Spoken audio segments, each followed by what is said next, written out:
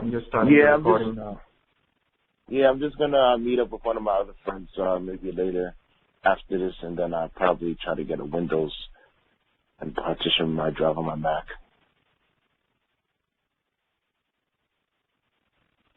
Okay, all right. Yes, Bing Ho, yeah, your mic from your laptop is not going to be usable. If you have to ask a question, it has to be, it has to be asked using the Q&A feature in live meeting. If you need to be really on the phone and asking it, then you need to dial into the conference bridge. Okay, so that should answer that question of yours.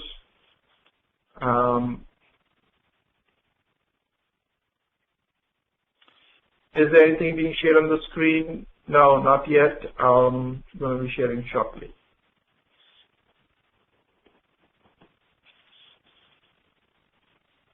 I'm looking at the Q&A, right? Others can see also the Q&A, being asked by the attendees here.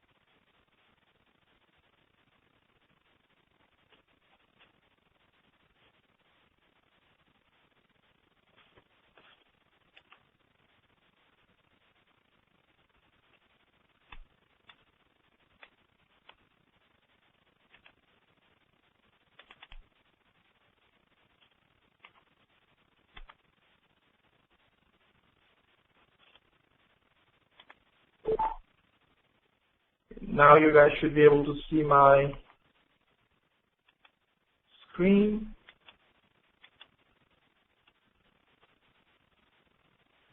Okay.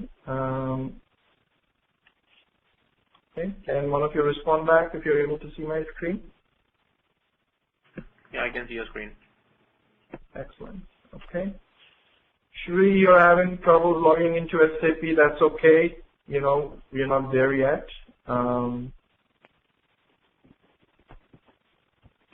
You'll get there.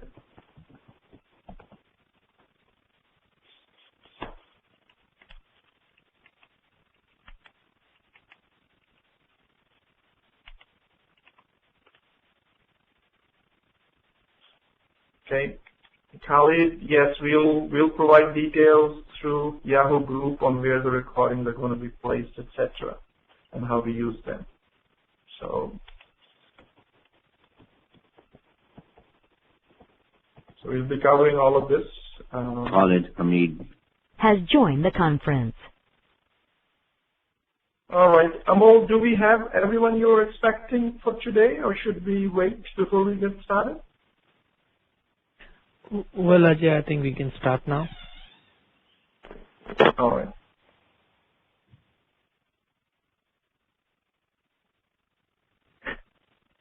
All right.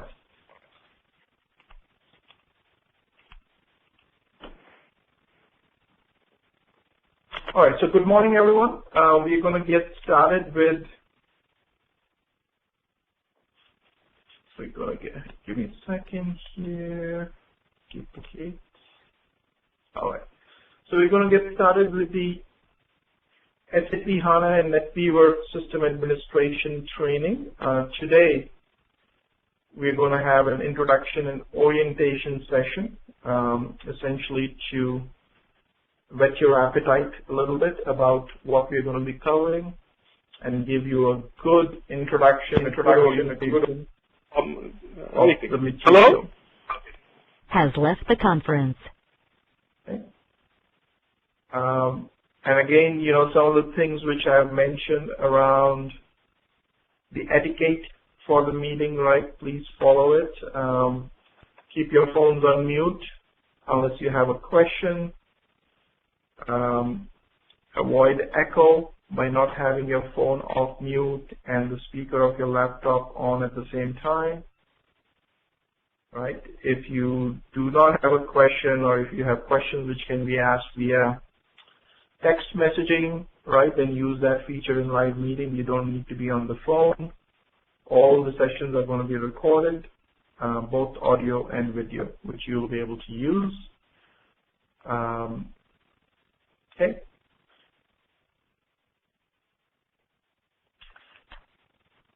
And I know we have 16 of you, including myself and Amol, so essentially 14 prospectus students for this course. Welcome all of you. What we're going to do from an agenda perspective has joined the conference is the following. Obviously, we're going through this welcome. I'm going to talk about the background of Coach, my background, what is SAP Introduction to HANA, the course content, the syllabus which we're going to be covering, the training material we're going to use, our unique training methodology, why SAP basis specifically on HANA, SAP GUI installation and connectivity to the SAP servers. And then we're going to spend some time on SAP technical architecture and a few transactions just to get our hands dirty and to appreciate the material and the depth with which we're going to cover it.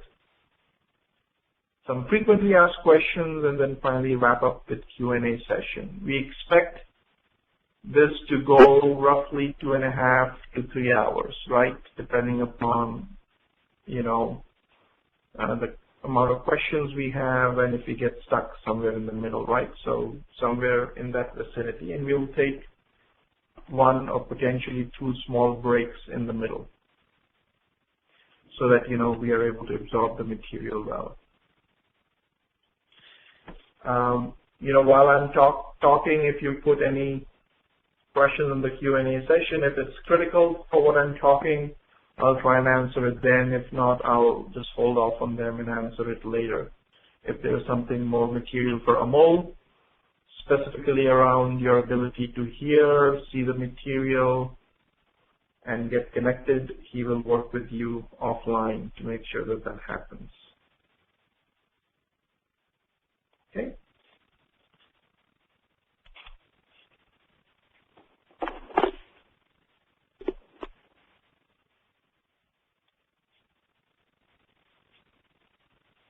Right. So from Coach perspective, obviously we are an SAP consulting services company. Been in business since 1998.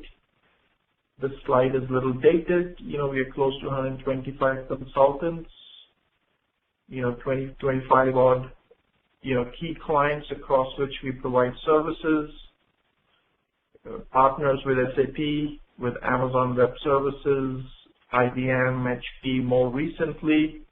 With Microsoft, we have signed up a gold partnership. We are affiliated with State of New Jersey in the U.S. as a minority-owned business and a small business enterprise. Headquartered here in Ramsey, New Jersey, we have a solution delivery center in Gurgaon, India. That's where Amol works out of. And then we have a regional headquarter in New Delhi, India. A lot of what we are doing now over the last 2 years has been SAP on the cloud, right? So that's the new wave for people who are current with technology. Cloud resident technologies are at the forefront, and same is the case with SAP as well. A lot of our new business, close to 95% of it, is originating in the cloud space. And we'll talk more about it. Here is some of our partial client listing, only partial. We have worked in all industry verticals, from Fortune 50 companies to Fortune 1000 companies. Obviously, being in the SAP space, you tend to work more with bigger companies because they are the ones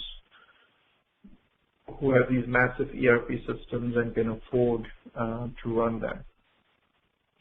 So as you will see, Accenture in the services sector, Kraft in the CPG sector, Sharon Plow in the medical and healthcare sector, UPS in logistics, Home Depot in retail, so on and so forth, right? Our business model is actually no different from that perspective from any other consulting company. Vision is, SAP technology services. We've got, this slide is all somewhat dated. We currently have 23 major service offerings. A lot of them are SAP related. Some of them are cloud related. Which you will see on our website. From a strategy perspective, our goal is, to provide technology solution offerings and provide vertical integration within our talent pool. So we hire, train, deploy, develop, and retain our resources, and that gives us the ability to sustain the delivery work at our clients. We are partners with SAP, IBM, HP, Amazon Web Services, Microsoft Now. Customers tend to be large businesses and medium businesses. We've got a number of vendors we work with. We maintain a good database of those and independent consultants. And similarly, we have got a W-2 and a contractor pool, which makes up our workforce, right? So very similar to some of the other consulting companies out there, right? But with focus on SAP and cloud. This, is a short list of some of our solution offerings. This has increased now to, in the next version of our website, this will be visible as well, close to 23 service offerings. Here, what we list are the ones which are in the SAP space. Architect SAP is our SAP technical architecture, strategy, and design solution offering. Remote SAP is our Best Shore SAP Netweaver Systems Administration offering. Manage SAP is SAP Solution Manager, Implementation and Consulting offering. Turbo SAP is for SAP Performance Management. Assure SAP for quality assurance, automated testing in the SAP space. Secure SAP for SAP Security Design and Administration. Train SAP for SAP Technical Training. This particular training happens to be under the auspices of that service offering, but it's not only limited to public training like this, but also more client-specific training modules being delivered on-site. And then Consult SAP, which covers your one-off staff augmentation requests. So that's our Consult SAP training offering.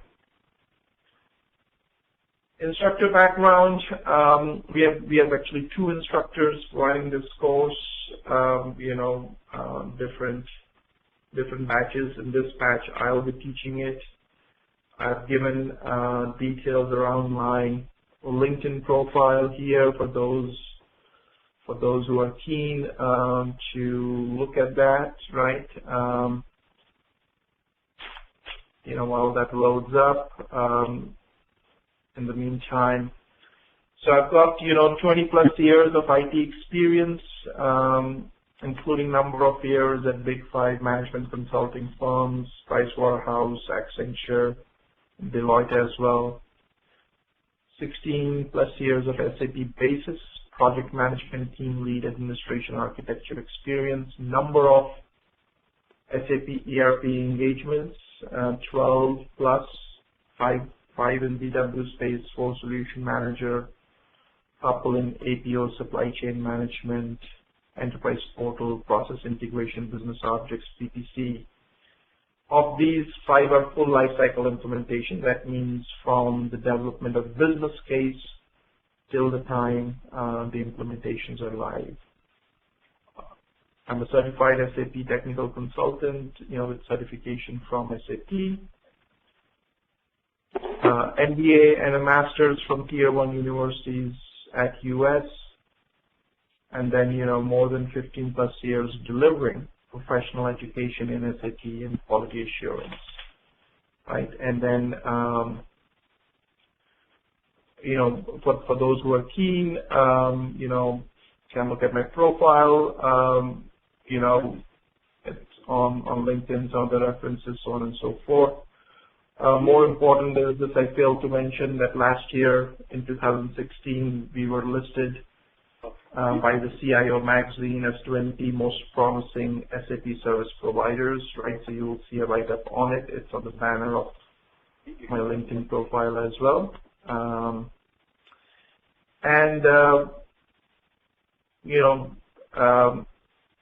So the education background, publications and all, you will see as well. Not that it's relevant to this material, but I did my master's in electrical engineering from Drexel University, MBA from Stern Business School at New York University, and prior to that, my engineering from VIP in India, Village of Technology in India.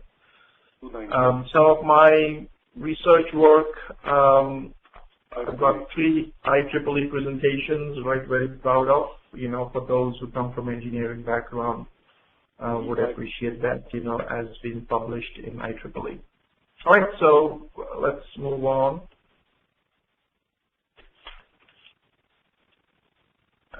This is Raj's background. This batch he's not teaching, but some batches he teaches, so his background is here in the deck as well, not relevant here at this point. Your quick support, allow remote support. Sorry, is that a question? Hello? I thought I heard a question. Okay. Something about remote support, but anyhow, once you get back connected, ask the question again, either through the Q&A forum or over the phone, that's fine. All right. Has left the conference. What is SAP? And, I'm sure a lot of people here come from different backgrounds. It happens to be a German acronym.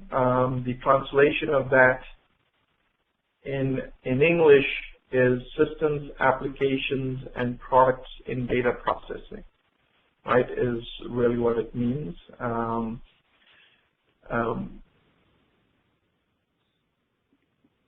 Practitioners do not call it SAP. They call it SAP, so be cognizant of that, right? Always call it as SAP, not as SAP.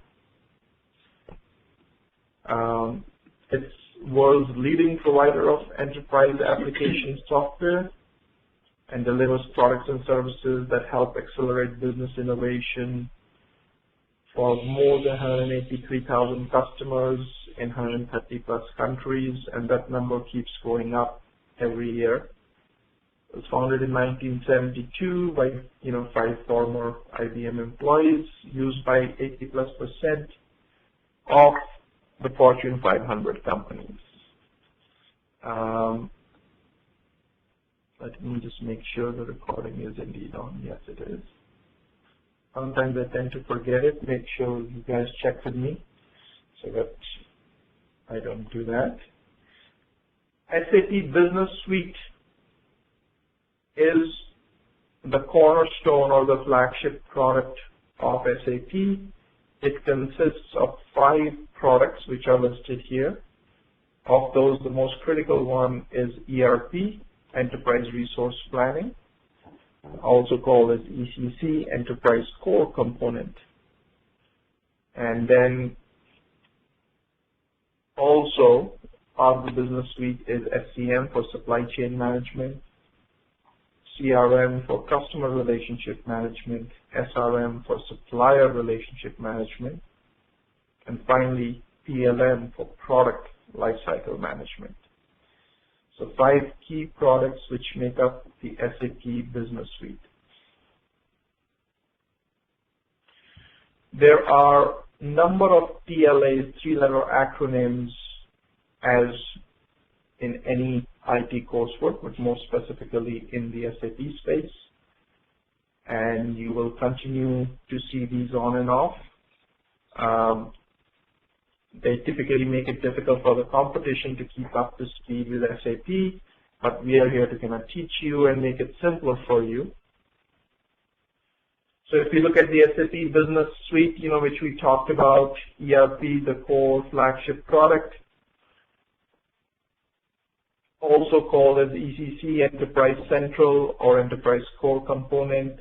In it, there are a number of modules, and a lot of you individuals or some of you might have heard about these modules, like FICO, or sometimes called FICO for Finance and Controlling, SD for Sales and Distribution, MM for Material Management, PP for Production Planning, HR for Human Resources, DS for Project Systems, WM for Warehouse Management, and then there are others, right? This is just to kind of give you a sense. Then we have Supply Chain Management. It was earlier called APO for Advanced Planning and Optimizer. It also has in it various modules like DP for Demand Planning, SNP for Supply Network Planning, SNC for Supply Network Collaboration, TPVS for Transportation Planning, Vehicle Scheduling. So another SAP product. And then we got CRM. Similarly, and I have not listed here, but similarly it's got modules in it. This is for customer relationship management, facing the customer. Similarly, facing the vendor or the supplier, there is supplier relationship management. And then to manage the life cycle of your products, like whatever product the company makes and sells, you have PLM. Obviously, the use of PLM is more prevalent in manufacturing companies which actually manufacture a physical product, right, where PLM makes more sense.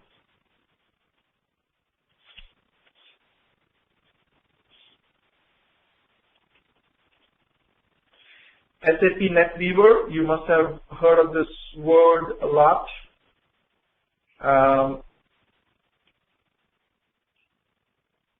It is a framework within SAP which has in it a WAS, a web application server, business intelligence, and this term keeps changing between BI and BW, business intelligence and business warehouse, XI for exchange infrastructure, which was previously called TI for process integration, PP, enterprise portal, MDM for master data management, right? So these make up the Netweaver stack. And outside of what you see in Netweaver and what you saw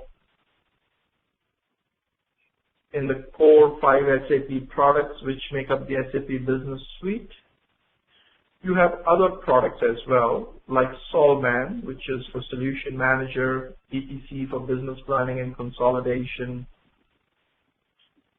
BO or BobJ for Business Objects. Business Objects itself has got a number of sub-products in it, and Business Objects was a big acquisition for SAP. I think at this point, probably 10 years ago.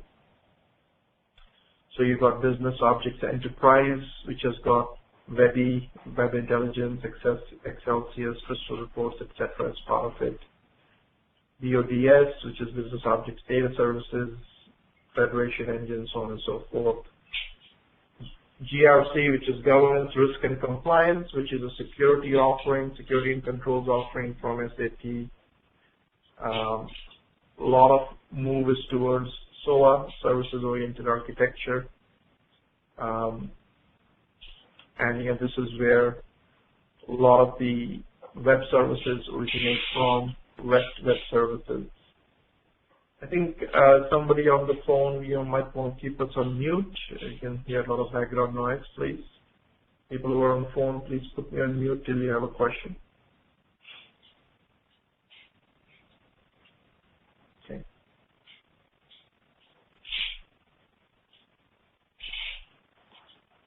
I think we still have somebody who does not have us on mute.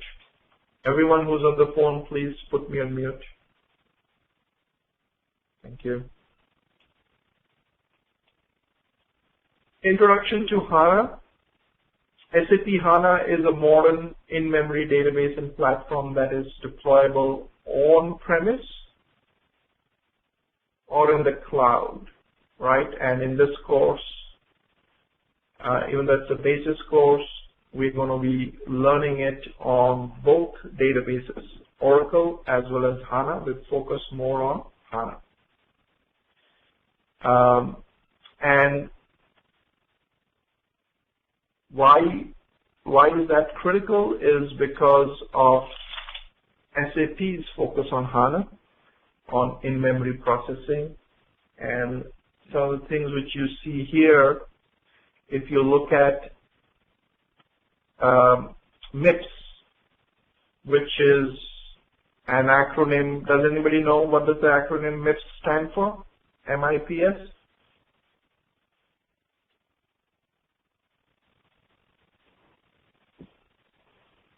Okay, I see one answer. Yes. So what does it stand for?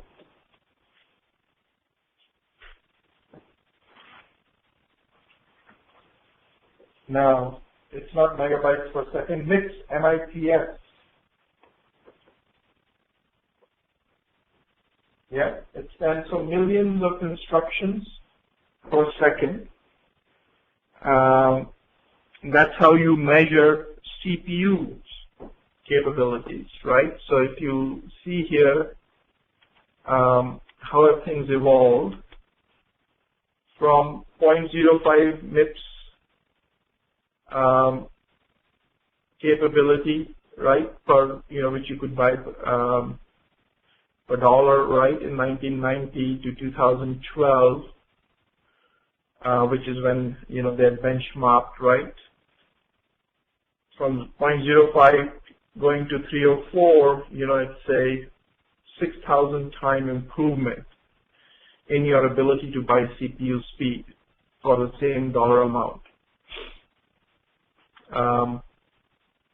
Similarly, memory, right? The cost of memory has, from 0.02 megabytes per dollar to in 2012 to 52 is roughly a 2,600 times improvement. But the big improvement which you see is in the addressable memory space, where it went from 2 times 2 raised to the power 16 to 2 raised to the power 64. That's 2 raised to the power 48, right? The huge number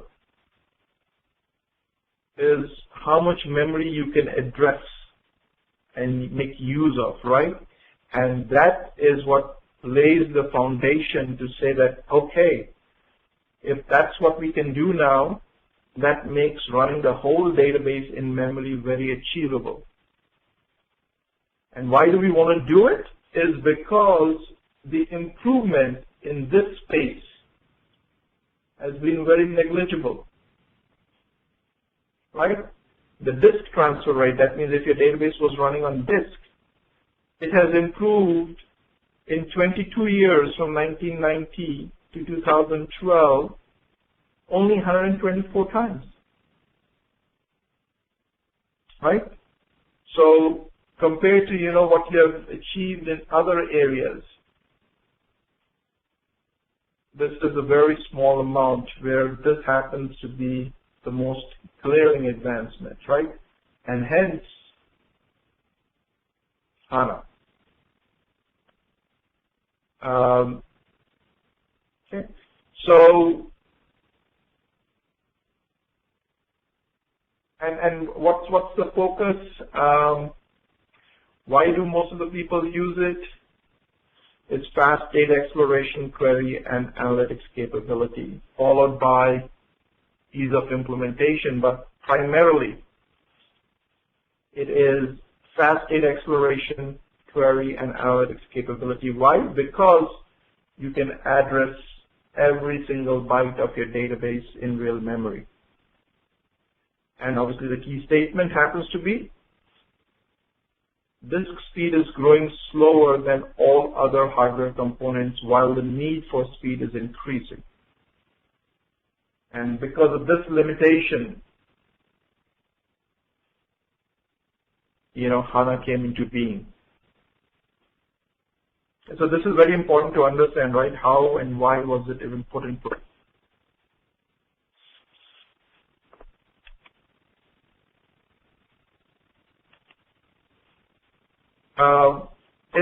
It can run on, so Khalid, it can run on cloud, so can Oracle, right? So that's not the difference. It is a DB like Oracle, but the big difference is that it's in memory and it's built ground up. Obviously proponents of Oracle would argue that Oracle 12c also has got a lot of in-memory capabilities, and that philosophical discussion will continue. But HANA was built to run in memory, right? And it's the acronym HANA stands for High Performance Analytical Appliance, right? So High Performance Analytical A for Appliance.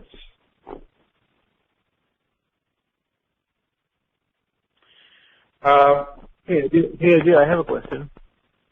Yes. So if you go back to your previous slide, right? So I understand you're talking about the disk transfer rate, but I was in a presentation with EMC, and the new model they have is they are presenting the flash drive, right? So where your database can process faster instead of putting the stuff in cache, right? So yeah. I think the disk transfer rate is much higher when it comes to the flash disk, which is coming in new storage areas, right? Yeah. So that's a very good. And who's this, please? This is Fahad. Fahad, yeah. So that's a good point from Fahad. So in a lot of the new storage area network technology, the disk transfer rate is being addressed by actually eliminating disk and making it all flash. Flash means what? It is memory. Right, so making it all flash arrays, that means that using memory in this space to make your storage area network and your storage appliances work faster. And EMC has bought a company called XIO, Extreme IO, which gives them this capability of having all flash arrays. And it uses an InfiniBand network between what's called bricks. And these bricks can be as big as, as small as 10 terabytes to as big as 40 terabytes, at least the last time I looked at that technology. However, the key difference there is, yes, disk has been changed or replaced by memory, and hence your transfer rate is increasing, but still that is not addressable memory. That means, and this is where the next slide will, bring this to our advantages or to our understanding is, when you have a directly addressable memory from CPU, you just work much, much faster, as opposed to if it is in your IO subsystem. And again, the reason, this data is 2012, so some of these XIO, right, all flash drives have really come into being in the last 3 to 4 years, right? And all major vendors have it now, right? Whether it is EMC, Hitachi, IBM, HP, etc. But the addressable space, right, is very important. Is that where do you lie? Where do you keep data vis-a-vis your CPU? How close is it to the CPU? And that's what we're going to see now. So, performance bottlenecks, right? So it's really a solution to eliminate performance issues, right? So SAP HANA enables to perform real-time OLAP. OLAP stands for Online Analytical Processing, i.e. data warehousing type of applications, to perform real-time OLAP analysis or an OLTP data structure. As a result, you can address today's demand for real-time business insights by creating business applications that previously were neither feasible nor cost-effective.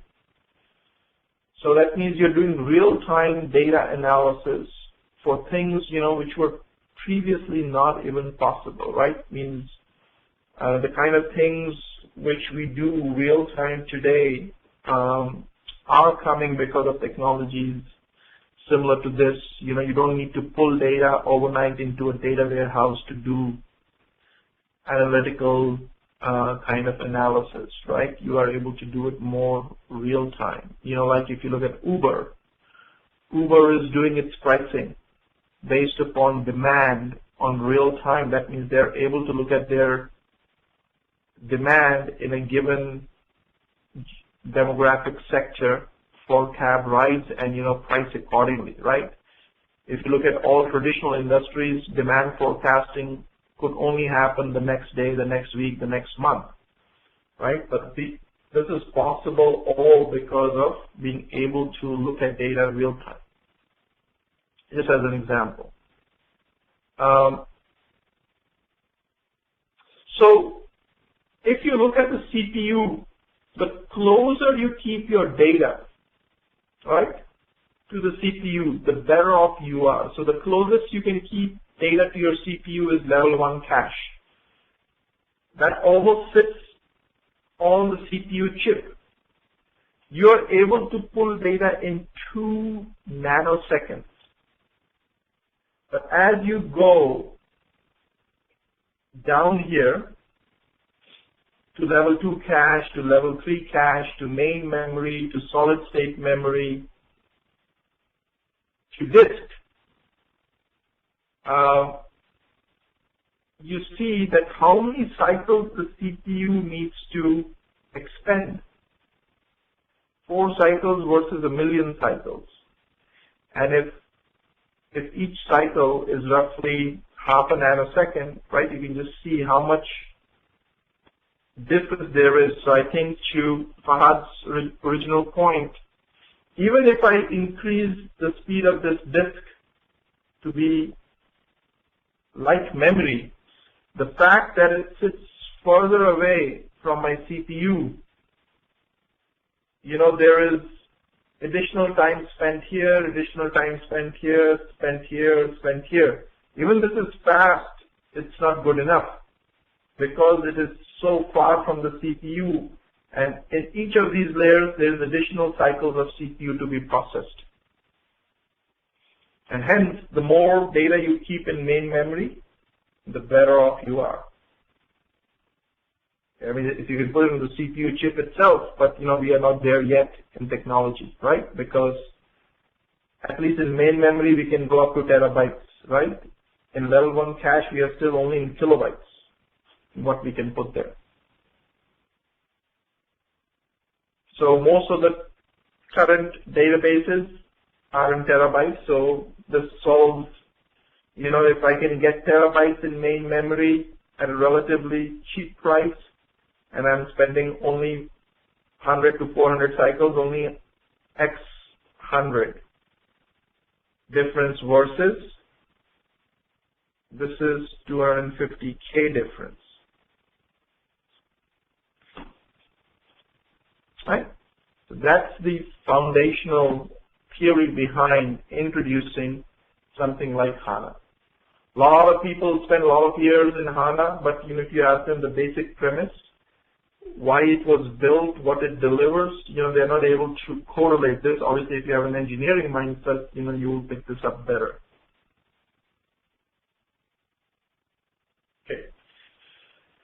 So, how does HANA do what it does, right? And this is where, why keeping something in real memory lets you retrieve data faster and use it more effectively for analytical processing. Comes from the fact that if we look at some raw data like this, right? So this is simply saying what? For different countries, in this case 3 different countries, we are selling 2 different products, and how much sales did we have? Like in this case, in US product Alpha, we sold 3,000 units, right? So this is a very simple example. It doesn't tell in which month or which year, but doesn't matter, right? So in some time period, in US product Alpha sold 3,000 units. In a traditional database, as in online transaction processing, in a traditional database, based on ANSI SQL, you would keep or store data as rows, right? So this would become row 1, row 2, row 3, row 4, right? And also as human beings, we tend to look at it like that, right? And this is what is a row store. However, computers are better if things are stored as a column store, right? That means don't store it like this. Store it like this. So if you store it like this, right? This is the first column, US, US, Japan, UK, right? This is the second column. This is the third column. So number one, what happens is, if you look at a bigger data set, you will see that if you store it like this, you cannot compress it effectively because each field is going to be different. If you store it like this, you can compress it very well, because as you see here, you'll say, oh, store US 2 times. Store alpha 2 times consecutively, right? Here you might not see any similarities, but in country and product, you're going to see a lot of similarities. If you have 1 million rows, you don't have 1 million countries in the world, right? You might only have 100 countries and 10 million rows, so you can have a lot of compression going on. And a lot of the math you typically tend to do is that, what is my total sales, right? What is my average sales, right? So that kind of analysis only happens on this one column, right? Or tell me what is the average for alpha, what is the average for US, right? So all of those become much easy if you go against column store. And in HANA, it has the benefit of storing data both ways, row store and column store. Certain tables you can store it as row, certain tables as column. And again, I'm not teaching you right now, right? It's an orientation session, so keep that in mind. I want to kind of cover a wide variety of things relatively quickly so that you know what you're getting into, right? And also you appreciate who's going to teach you, how is he or she going to teach you, and what kind of material is going to be shared, right? Because that's all important once you make this critical decision on that, yes, is this right for me or not. Here is our landscape, which we are going to use for teaching purposes. So it is a VPC. Does somebody know what a VPC means? virtual private network? Sorry? It's virtual private network kind of thing on Amazon. Yeah. It's a virtual private cloud. It's not a VPN, but yes, it is on Amazon. So it gives you the ability of having a private cloud environment in Amazon. So what you're seeing here is that you're going to be taught this whole course on the cloud, right? Very few places will give you this capability, right? So you guys will be sitting here, you'll be sitting here and accessing on AWS our systems, right? So, and you've got a number of systems running. We have a SAP BW system running on HANA, right? This is the SAP BW system running on HANA, right? That's what it says. This is a system we'll be doing most of our work in. We have a SAP ECC system running on Oracle, right? Oracle. We're going to do a lot of work in these two systems. The reason we picked these two systems is, number one, you will get a flavor of working on the cloud. Number two, you will be using both the databases HANA as well as Oracle. And you will be connecting to this through internet. And I will take some time to show you our Amazon Web Services setup. Okay. So if we bring up... Hey Ajay, quick question. So if you go back to your previous slide where you were showing the architecture. Yeah. It looks good. So just quick question. In enterprise platforms, like if you go outside the world, like where bigger companies are implementing SAP, do they tend to put HANA on BW and Oracle on the ECC side? Is it the normal practice? No. That's how things started. Why? Because there's bigger bang for the buck for HANA on data warehousing platforms than on OLTP platforms, right? So you will see this to be more common, but it is changing. You know, a lot of ECC systems are going on HANA as well. So if you go back to this slide, and this is not clear, but it's saying fast data exploration, query, and analytics capabilities, right? That means BW. Most of the people, 69% are using it for that purposes. Right? So that's because that's where you need the speed. And that's where you benefit from column store. Right? However, even though that was the entry point for SAP in the HANA space is to go after BW,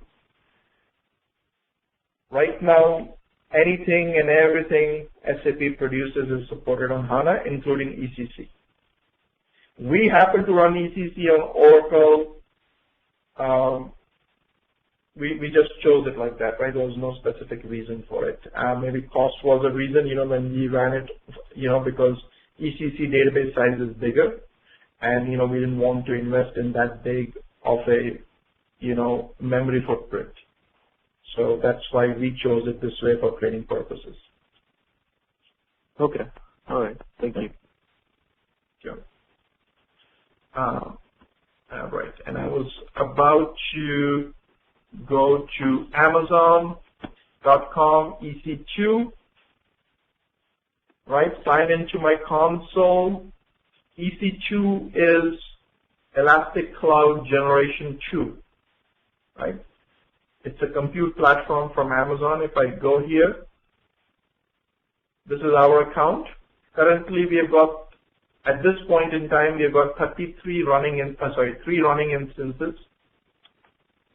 There are various instances we have.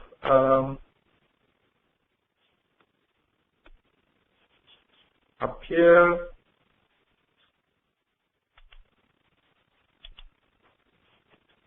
sorry, let me arrange this a little bit here. There are a number of instances, and the beauty is that I can keep them down when I'm not using them, right? They're in a stop state. When I want to use them, I fire them up. So right now, this is the ECC instance, right? This is the one we just had a question on, which is running Oracle. And this is the other one, which is running HANA.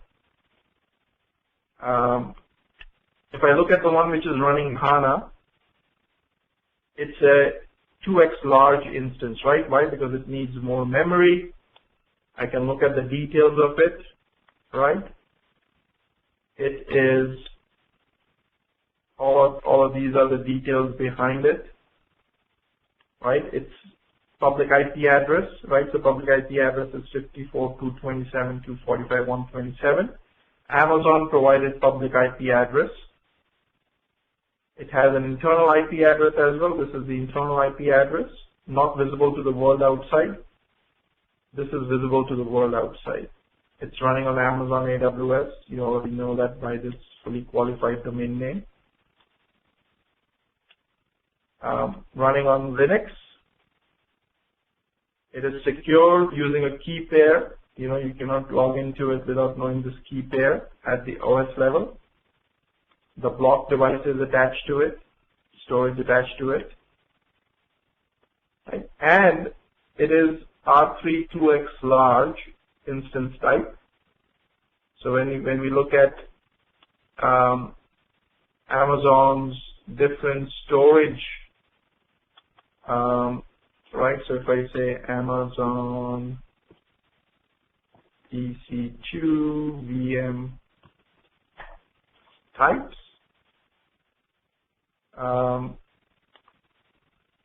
I'll be able to see the different Amazon VM types, instance types, sorry, right here.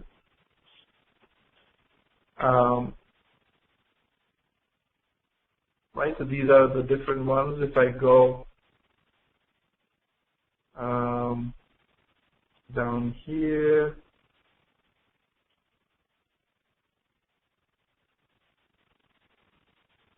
R4 instances, sorry here, R3 instances are optimized for memory intensive applications. That's why we're using it for HANA. And we are using this guy, right? So R3 2x large.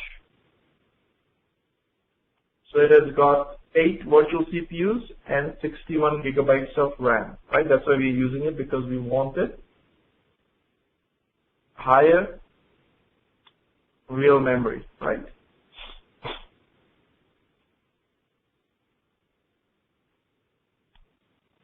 That's for BW also, right? Or just for ECC? You can use it for BW as well, right? In our case, we don't have 2 large cubes in there for training purposes. So 61 gigs made sense. If you are running a production system, production HANA system, then you would use this X1. This is specifically designed for HANA. And you see the main memory goes up to 2 terabytes. Right? Wow. This is 1 terabyte. This is 2 terabytes of, this is not disk, guys. This is memory. Right? And here you would see the use case, right? If you read the use case briefly, we recommend X1 instances for running in-memory databases like SAP HANA, big data processing engines like Apache Spark or Presto, and high-performance computing. X1 instances are certified by SAP to run Business Warehouse on HANA, right? And also Business Suite on HANA, and SOH Suite on HANA. That means this is where Suite on HANA means Business Suite products, right? And which are the 5 Business Suite products we learned about? ECC, SCM, CRM, SRM, and PLM. So all of them are supported. SOH means Suite on HANA. Business Suite on HANA. Okay? So this gives you an example, so this one is 8 CPUs and 61 gigs of RAM. This one, on the other hand, is smaller. This is where we are running ECC system, and this is an M3 medium. Right? This is an M3 medium.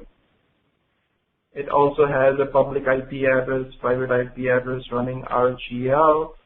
And if we look at M3 medium in here, M3 medium,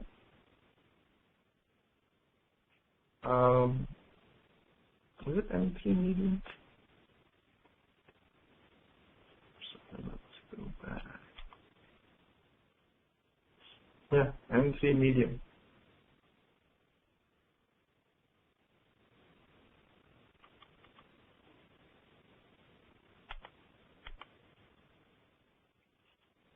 So M3 medium is only 1 CPU and 4 gigs of RAM roughly.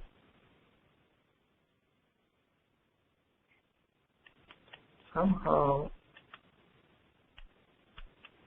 I don't think it is M3 medium.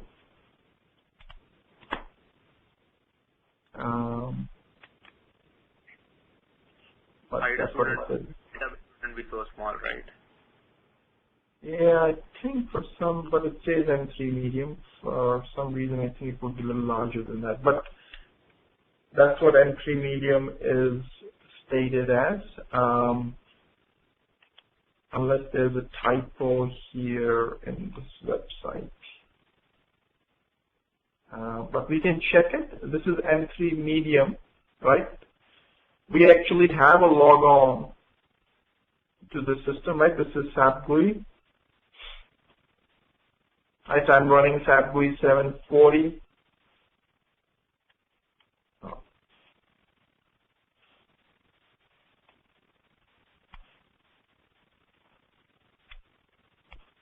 This is the ECC system, right? If I log on to this, again, I'll show this a little bit more to you guys, but let me just log on to it.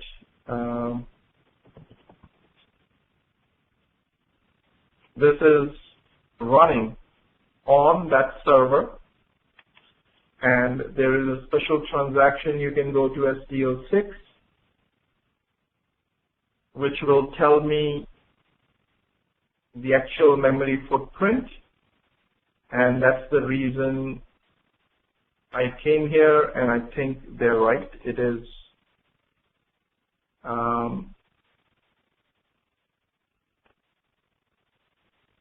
quick question. It is 4 gigs. So that's what it's running on actually. I have a quick question. Yes. The term, when you say 8 CPUs, that's the same term as cores, right? Just to make sure. It's 8 vCPUs. So because it's a virtualized environment, right? So that's how the virtualization engine is carving them out. In most of the cases, it maps to cores in a physical CPU. Okay. But not necessarily. So it is like, it's like VMware uses the concept of a vCPU. Okay. Right? That's why this word V, this V is important here, right? This is virtualized CPU. Right. Okay. All right, so let's switch back to, that's our landscape. So you kind of seen, it's on the cloud, and it's on the cloud doesn't mean that I cannot access it at the OS level, right? So that IDES system, which is, if I load it up, right, this was the IP address of it, right? 107.22.183.1. Here, right, this is the public IP address. I can connect to it through PuTTY. If I have with me,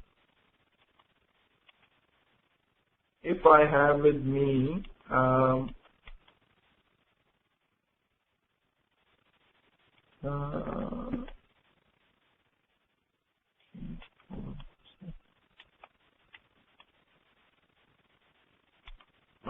sorry.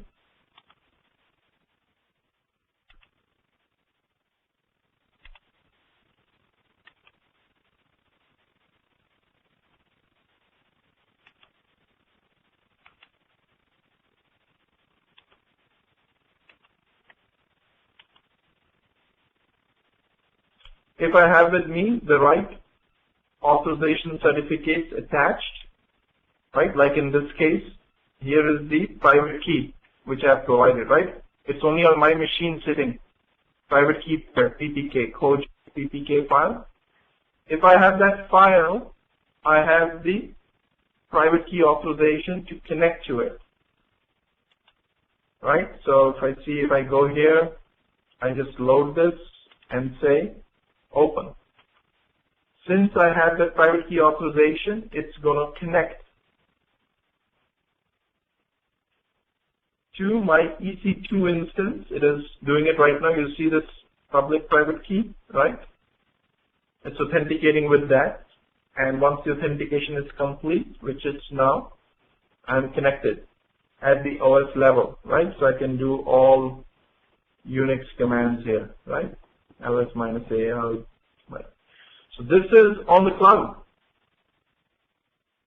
I'm connecting over pure internet to the RP2 SID.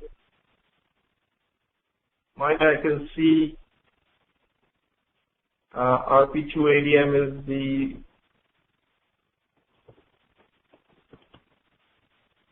administrative user for the RP2 SID. I can actually see my PS-EF, grep my SAP work processes, right? Running.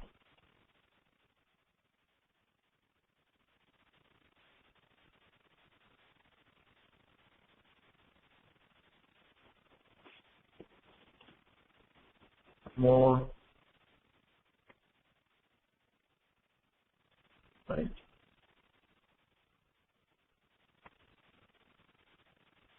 This is Oracle running, right? It's Oracle.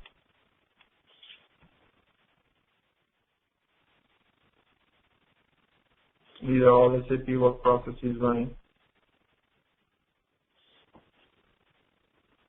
Earlier I did uppercase SAP, it was only one showing. If I do lowercase SAP, all of these will show up. Okay? Just kind of give you a sense.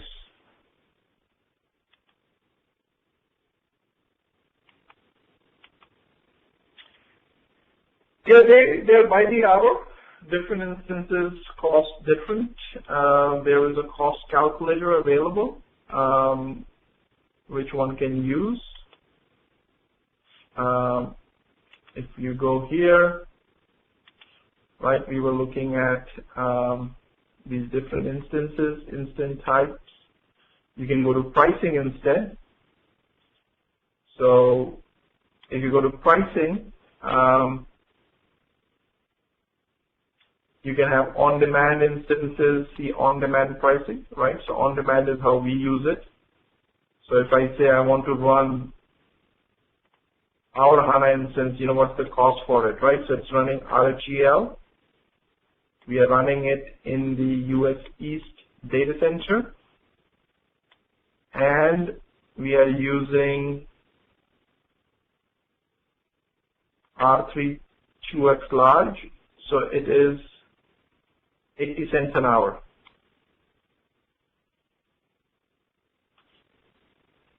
Right? It's not cheap, right? Because this is it's a big system, right? 8 CPUs.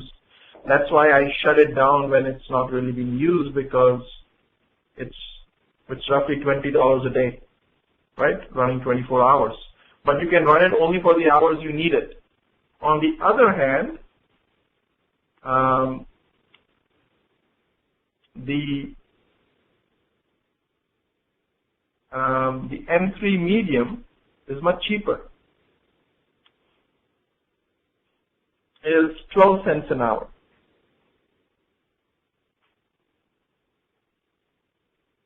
Right, so it's one-fifth the cost.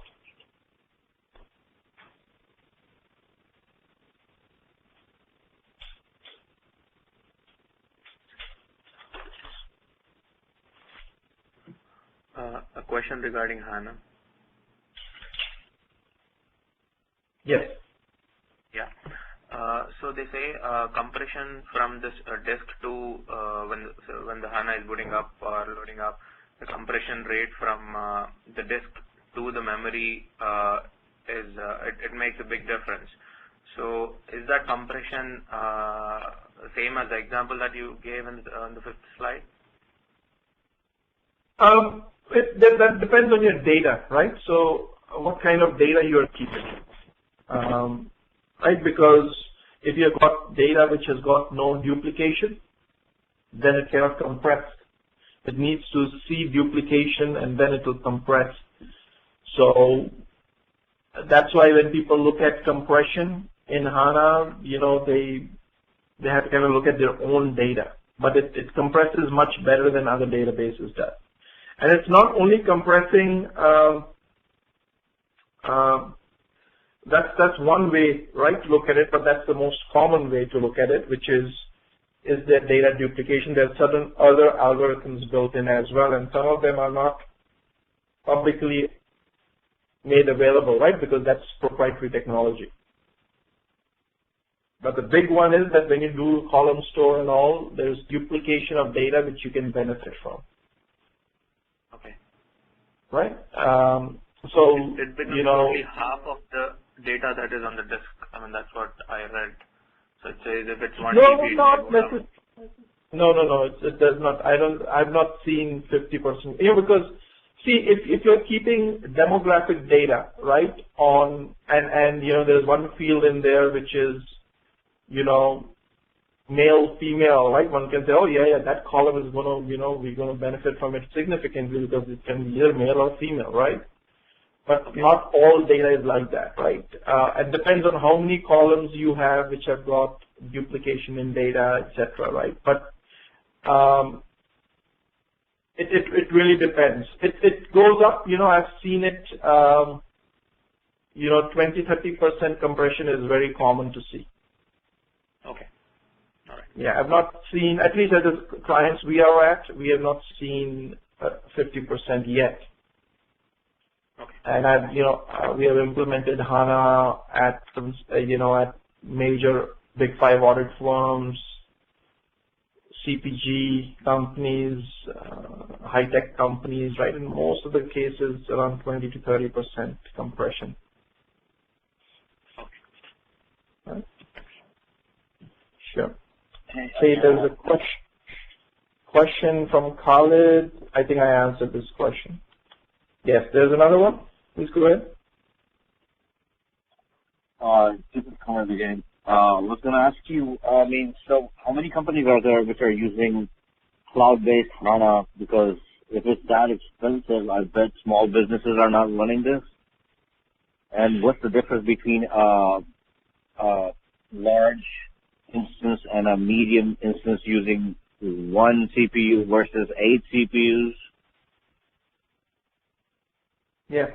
So, I'll answer your last question first, right? So, CPUs, it depends on what kind of processing power you need, right? So, we are using M3 medium, right? 1 CPU. That means, if I put too much workload on it, we're going to go to 100% CPU utilization, right? So, you have to do a sizing based upon how many users are going to access your system, how much data are you going to have in it, and once you size it, and there are various sizing tools available called Quick Sizer from SAP, which will let you size how many SAPs, which is the SAP standard, SAP Application Performance Standard, which will tell you what kind of system do you need to be able to support that workload. So that was your last question. Your first question was that, is it expensive, right? So if you look at, and I'll show you this because it will be so. Where did the R3 2 extra large, right? I'm paying 80 cents an hour. So the example people give is this is when you go to a restaurant, right? Instead of ordering a bottle of wine, you order a glass of wine, right? So when you pay by the glass, you pay more when you pay by the bottle, right? Because the restaurant needs to be in a position to sell the remainder of the bottle because, they cannot just keep wine for, they have to sell it in the next few hours, right? So if it's a big restaurant, they might be able to. Otherwise, they might waste it, right? So they need to charge you accordingly. So similarly here, right, Amazon has the same philosophy. So this is 80 cents an hour. If I did on-demand pricing, that means on my demand, I just need it for 1 hour, right? And after that, I could terminate. But if you paid attention, instead of on-demand, I went to a reserved instance where I say that, guys, give me a better pricing because I'm going to buy it from you. I'm going to buy it from you, RHEL. Only if it moves. Okay. Let me see. Okay, it's not my browser.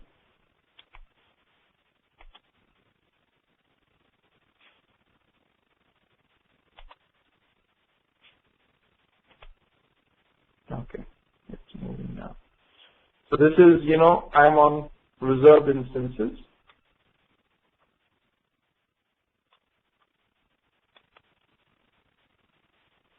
Man, the site is slow, so just bear with me.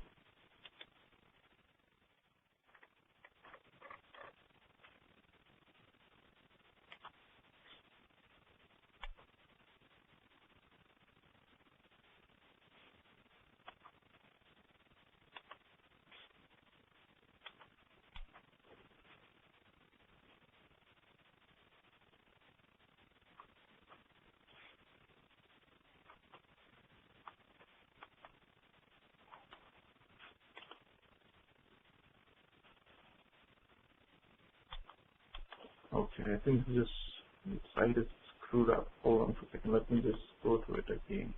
Is it my browser?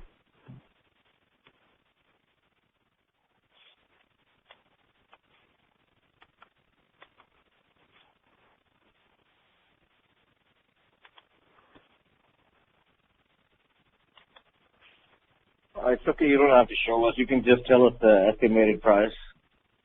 No, well, it's important to see. No, it's important to see what I'm talking about. That's the reason I'm focused on that. Maybe this will do a better job, right? So earlier, I just changed my browsers. On demand, I went to reserved instances, see reserved pricing, see reserved pricing, and I want RHEL.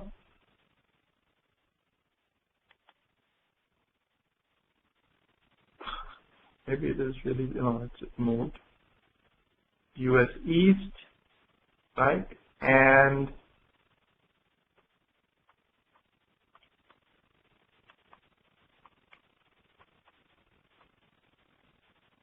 if I go to R3,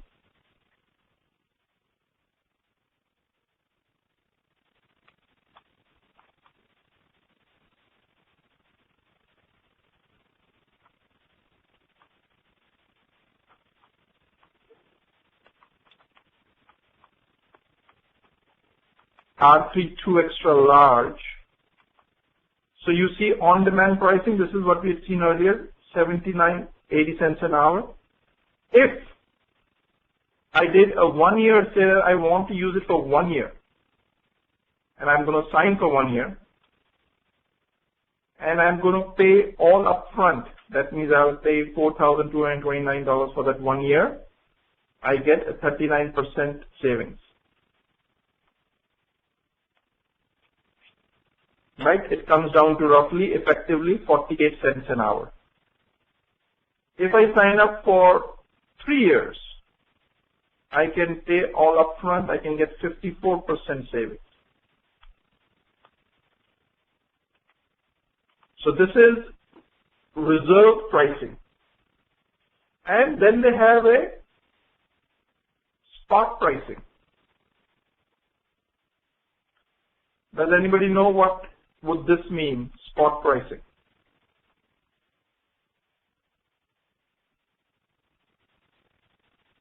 So people who have done some commodity trading, they might understand the spot price of gold, right? So this is basically your bidding. You're almost like bidding. See, it says allows you to bid on spare Amazon capacity. Amazon is saying, okay, you know, guys, I've got 3/4 of the bottle of wine, you know, remaining. I'm going to basically put it for sale, right? Happy hour, right? It's, you know, $1 a glass, right? Just because I know it's going to go waste otherwise. So that concept is there as well.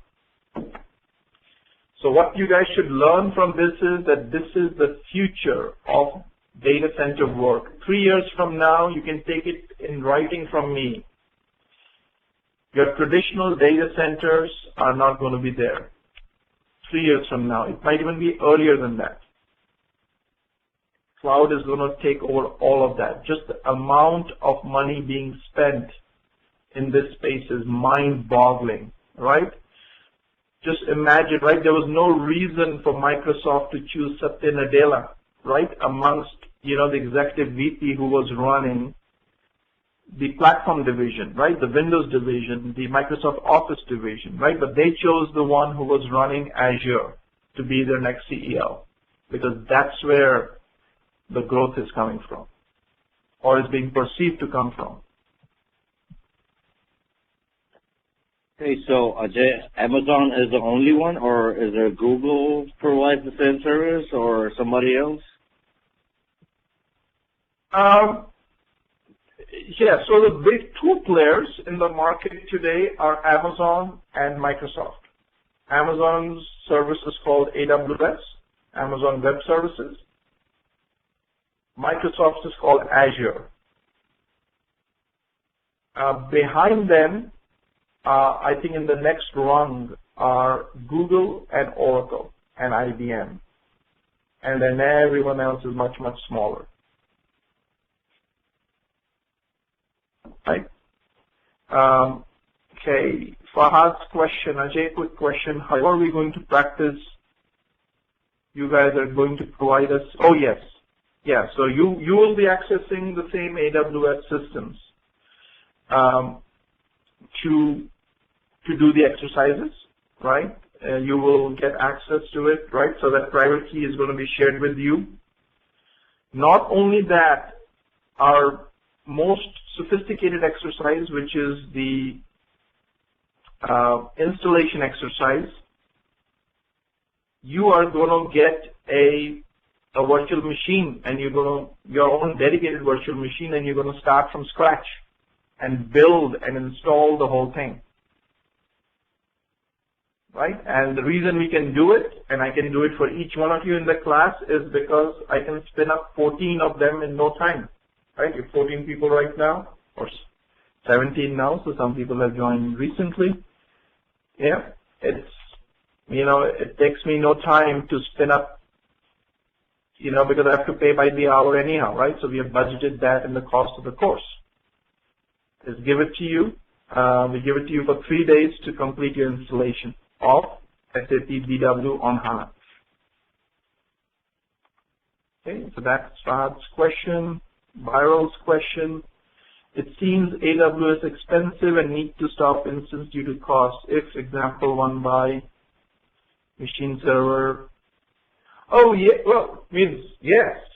See, but that's not means the way you need to look at it is buy the glass or buy the bottle, right? That's the answer. So when you say VMware is cheaper, it is cheaper in the long run. Yeah, but, most of the people, if you look at today's companies, when startups start, they just say, oh, I don't want to worry about 2 years from now. I want to build, I want to do DevOps, I want the system now, and, at least for this 1 month while I'm building, I need to be able to afford it. They look at it from that perspective, and Amazon is giving them that mechanism. And if in a month from now they decide, now we are going to run it on Windows, not on Linux, change it, right? They can easily move. And again, when you look, it's not just the cost of VMware. You have a server room, you have a data center, you got heating, you got venting, you got air conditioning, you got electricity. A lot of those costs add up, right? But at the end, you're right, is that Amazon is a for-profit company. So they are making money off it, right? So it's obviously, it's much cheaper if you owned all of it, but can you afford to own all of it, right? So if you come from a financial background, you will understand the difference between CapEx and OpEx. Capital expenditure, one-time expenditure, which you depreciate, versus OpEx, which is operational expenditure, which is expense. Okay.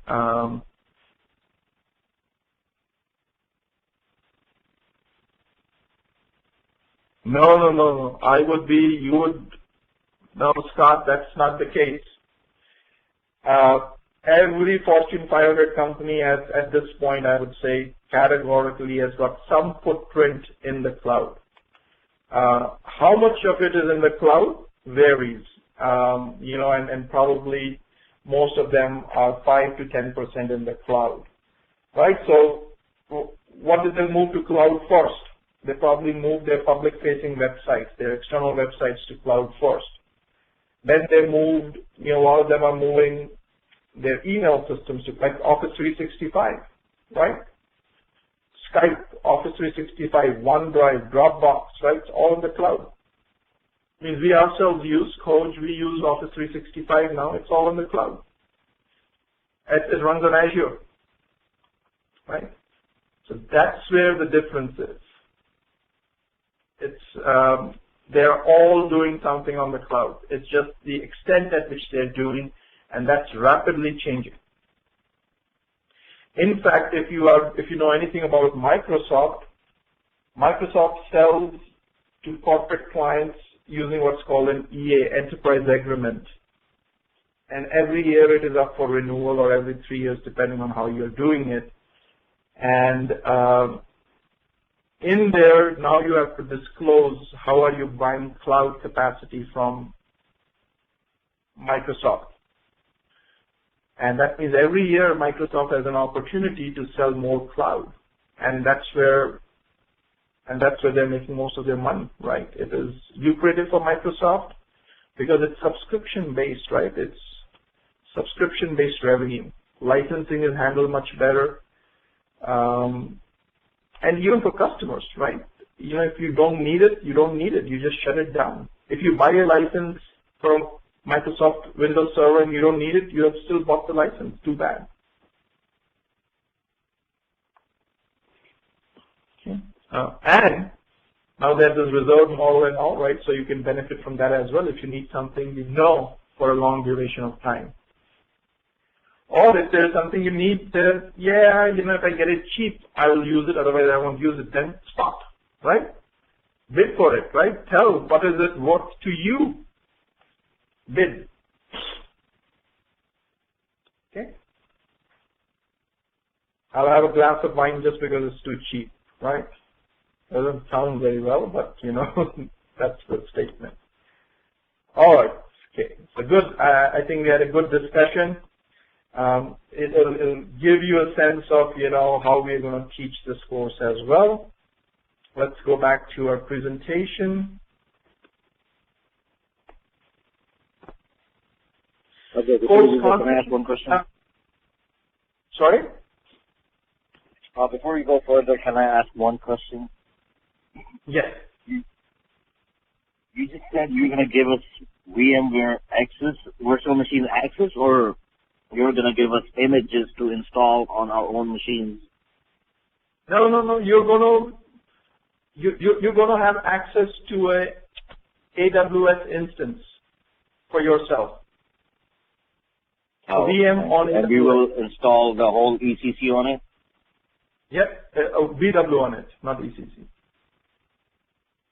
Because it'll be a HANA exercise, so you'll be doing like in this previous slide.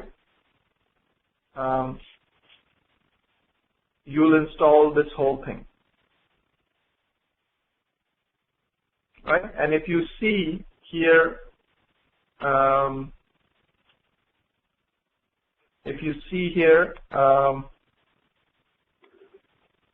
like IH0, I stands for Instructors HANA System 0. If similarly you see T01, Trainees HANA System, right? TH1, Trainees HANA System, right? So these are images, right, which are created for me to copy from and then give it to you guys to start from scratch. And since you have asked, and you know, we would have spent some time on it, but since you asked, we will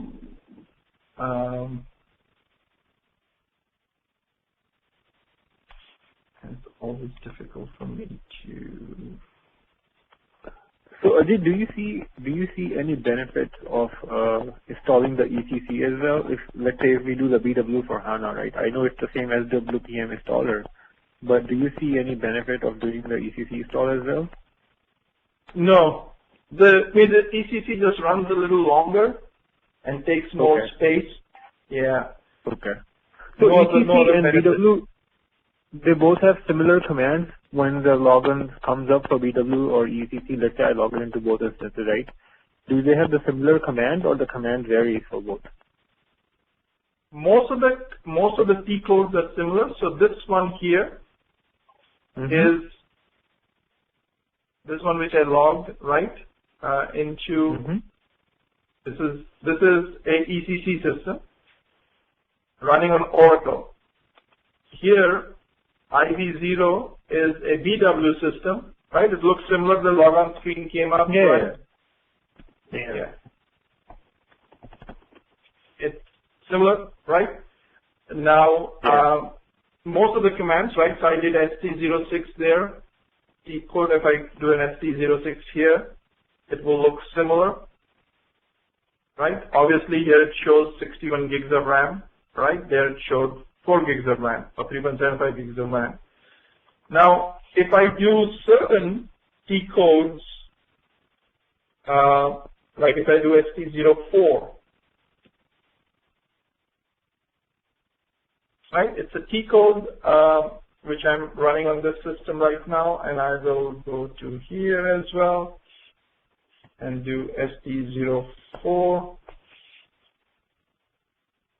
Right, and you see at the bottom it's saying starting DB performance monitor, right? Right, start DB performance monitor. Obviously, what do I see here? First and foremost, this is on RP2. This is a Oracle database, right? The way I know it's an Oracle database, obviously there might be certain things which I just look at here, right? Which will tell me it's an Oracle database. So let's say if I go to space, right? Space overview. If I see the word table spaces and all, I already know, right? Yeah. The segments, the table spaces, etc., right? So I can actually see database overview, table spaces, right? So this is already, it gives you an Oracle look and feel, right? Because underlined, so these are the table spaces names, right? Because also, see, being a basis admin, right? Your manager would expect you to work on both, right? ECC and BW, right?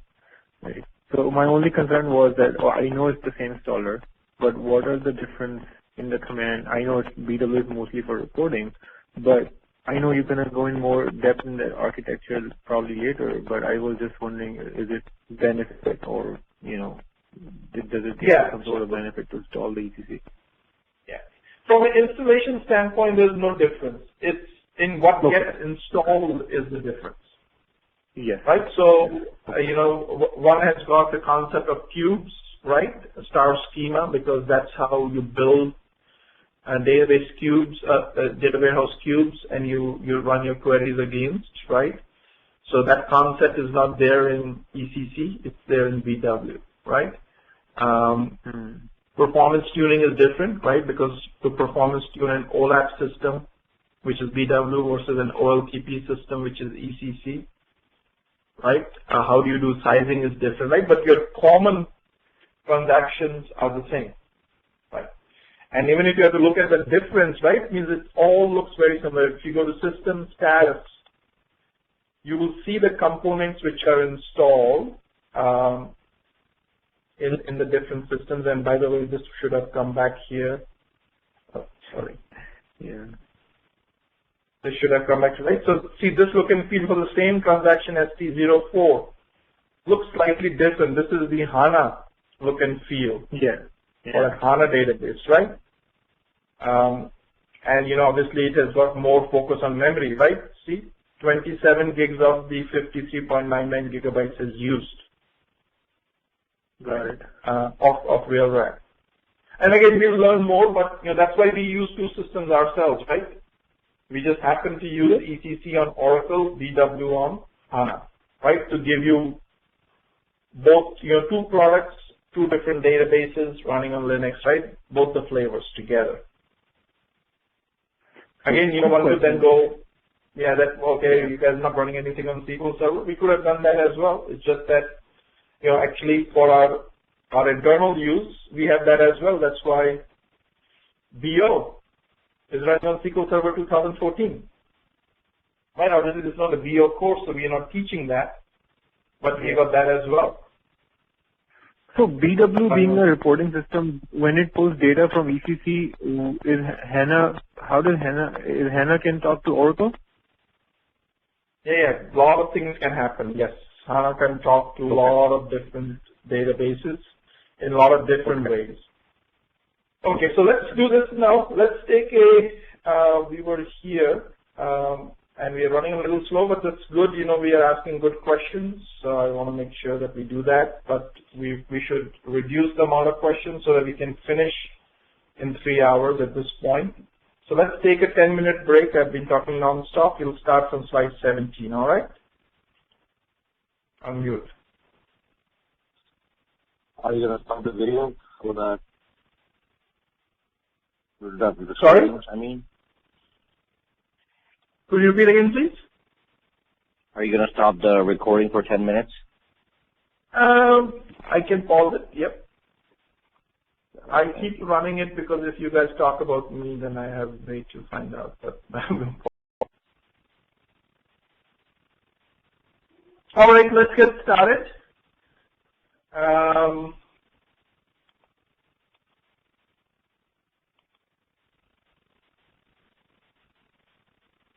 Okay, the schedule going forward is going to be Saturdays 9:30 to 5:30, right?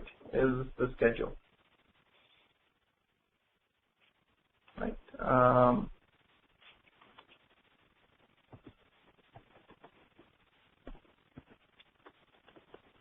That's an 8-hour class, right? Sorry? It's a class for 8 Sorry, hours? could you? Yeah, I couldn't understand. Could you repeat, please? It is a class for 8 hours, right? Yes. Yes. Okay. So the course content, we'll be covering SAP Netweaver, AS, implementation and operation, application server. That's what AS stands for. And we are going to be using TADM 10_1, TADM 10_2. Two PDFs. I'm going to show these PDFs to you, and then we're going to be doing SAP Netweaver AS Implementation and Operations 2, which is TADM 12_1, 12_2, and then Oracle Database Administration for SAP, TADM 51, SAP HANA administration, which is HA100, HA200. And this is SAP's training material.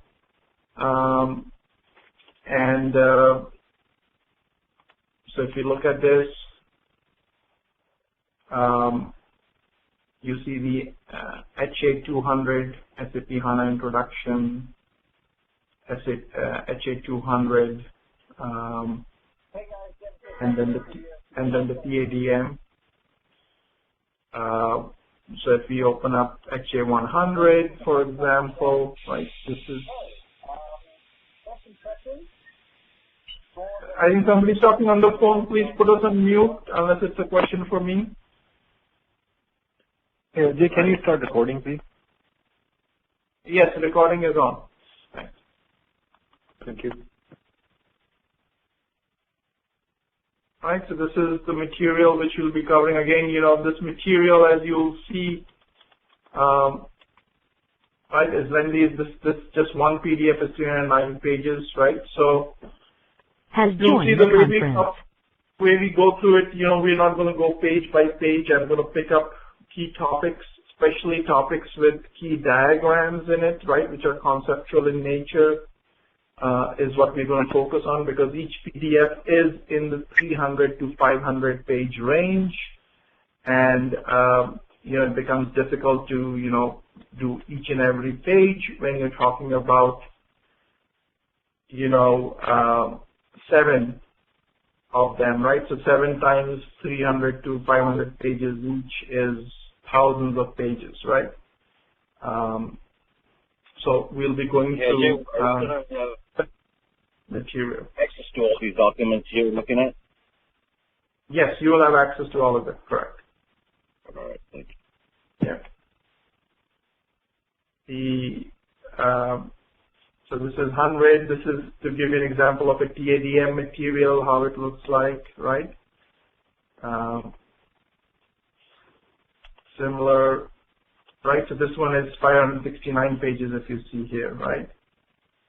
And you'll see that a lot of this material has got in it diagrams, concepts, and at the end of each chapter, it has got questions, which are important from a certification standpoint. So if you look at each chapter, right, so this has got an exercise. They've got exercises. Exercises we don't recommend you to do because we have got our own exercises based on the software we have installed and instances we have available, right?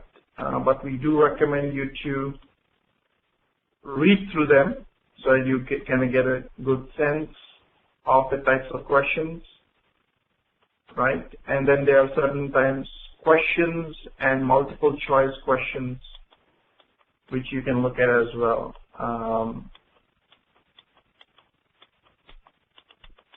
Right, so it's very good material, a lot of good diagrams, transactions, menu paths. See, this is again an exercise.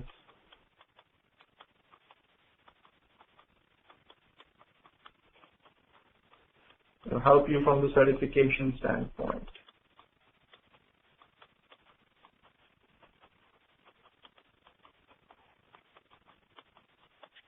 Would you also show us the certifications we need to take afterwards? Yep.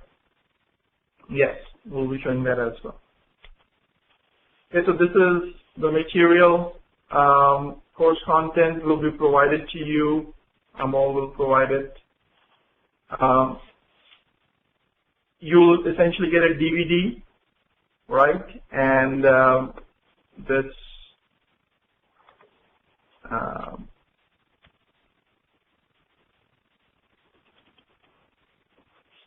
you'll get a DVD, either a physical DVD or an ability to download depending upon where you are, whether we can ship the DVD or not, right? So one of those two abilities. And this is batch 51 now. So Yahoo group will be set up, and I think this is already set up. Most of you have gotten access to this. That's very important for you to join, because that's the mechanism we use to communicate effectively, providing you with details of what is where, right?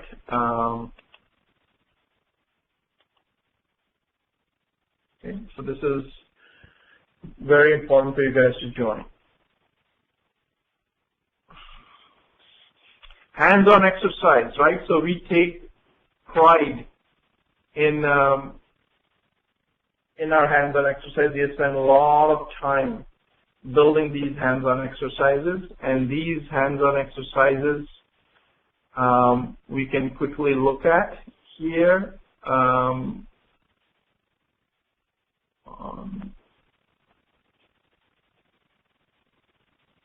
Right here. If we go to coach training material, training day 1 to day 8.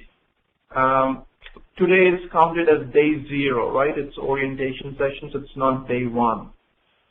So if I look at the material, right, the material which we cover in the class, right, outside of the PDF, SAP PDF, we have our own PDFs, right, so that I have a way to walk through the day. So this is day 1, right? So if I bring this up, you know, you will see the kind of material, you know, we have, right? Again, a lot of this, as I told you, are specific images, graphics, concepts which I want to focus on. The write-up around these are in the SAP PDFs which I showed earlier, right? And in some cases, you know, we have provided that as well, right? So this is the kind of, like, this is day 1's material, right, which we are going through here. In addition, we have exercises, right? So each day has an exercise. So if I pick up an exercise, start and stop of SAP is an exercise, right? So this is the exercise. This is how it is built, right? So you'll see it's very professionally built. Right? So you have screenshots, what you need to do at the OS level, what you need to do, any commands which are of importance are in different colors so that you understand it. There is some detail behind it. So this is the start piece. All the commands are listed out. The screenshots are from our system so that it looks similar for you. Right? So very professionally built. So this is one of the exercises which was on start and stop. Okay.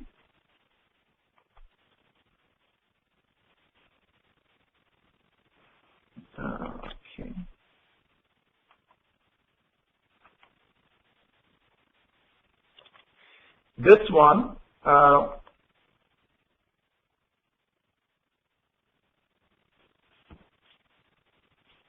this is a big one. This is 109 pages exercise, right? This is the installation, hands-on installation and configuration exercise.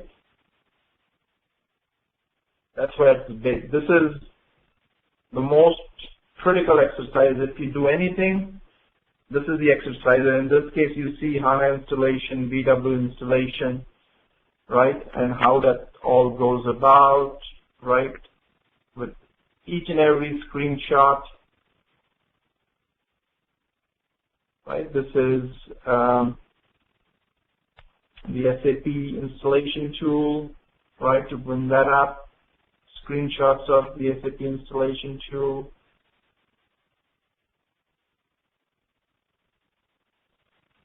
Right, and specific key fields which need to be known, you know, when you're putting content in it, and then why are we doing it. SWPM, I think somebody had mentioned about SAP's software provisioning manager, right, which is the tool we will be using to do the installation.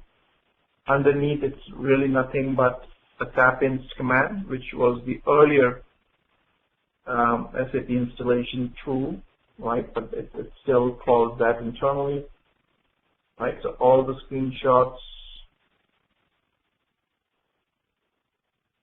are there, right? So very professionally built, right?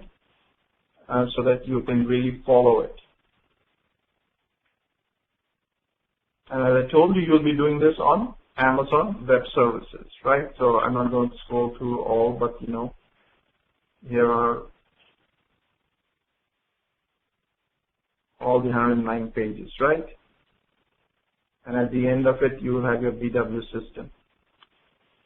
And there's some troubleshooting things also which we talk about if you get stuck.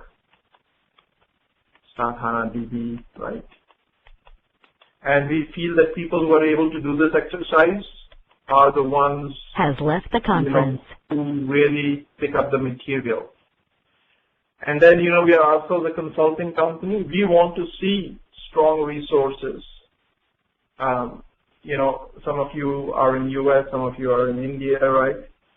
Strong resources whom we can hire ourselves, right? Because if we spend the time in teaching and training you, we want to also give you guys opportunity, right? And we have those kind of opportunities because consulting is our main business.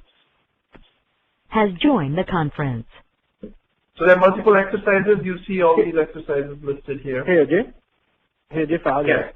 Quick question. Do you think can you cover some use cases where, let's say, users are having performance issues on BW and ECC side, and how do we track it down from app tier to database tier, right? And how do we, at least, how do we have some sort of high-level step that, hey, this is where we should be looking at? Not the solution, Yes. but at least some guidelines, like, hey, this is how I should start looking into it. Yeah.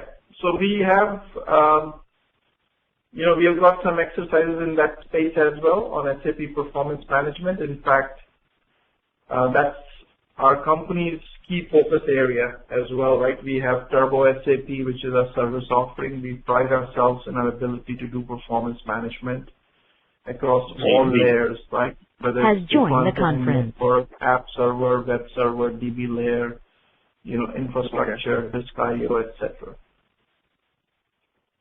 Okay. Yeah, it's a good question. Yes, and we'll be covering that. Thank you. Right, and then I think somebody had asked about certification, right? So from a certification, so custom installation guide, I showed this to you, and the certification exams which we are going to prepare for, right?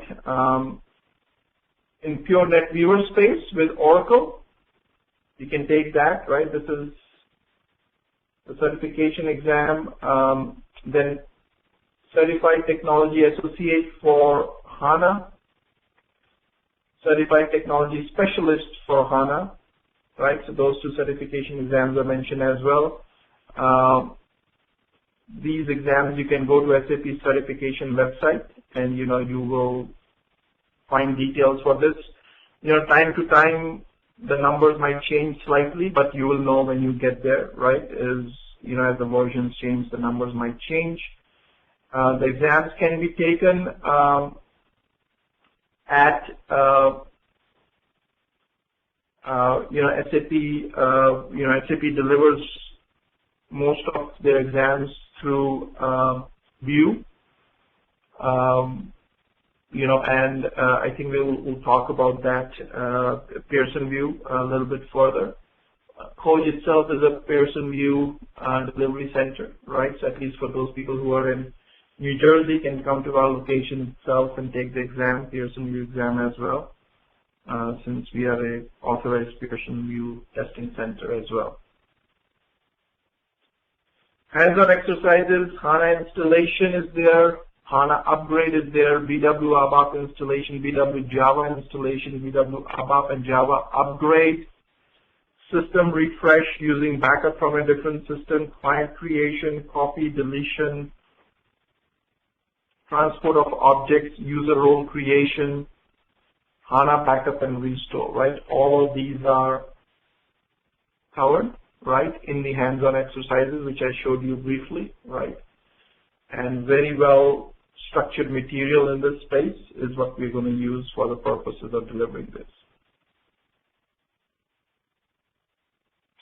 So training will be conducted on HANA server, right? So which I've already mentioned, on both ABAP and Java instances, right? So you're going to have both flavors, right?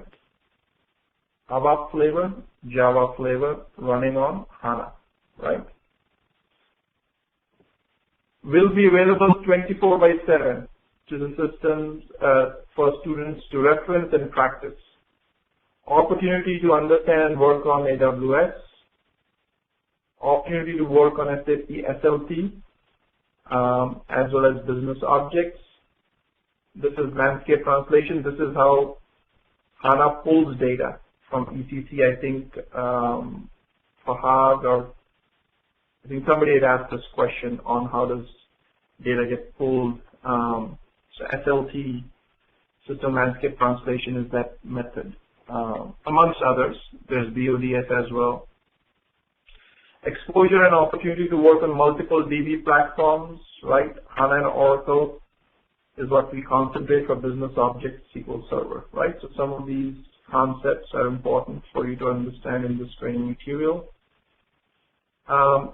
Unique training approach, instructor, right? So we are not just having anybody who just learned it teach you, right? We have been practicing in this industry for a long, long time. So a lot of what we teach comes from experience in the industry. And yet at the same time, we are making sure that we are not only talking about experience, we're talking about theoretical concepts as well, so that material is understood well. And then the instruction material, right? We've got SAP's material, we have got our own material on top of it, and we've got our own exercises, and we've got real-time systems available to you.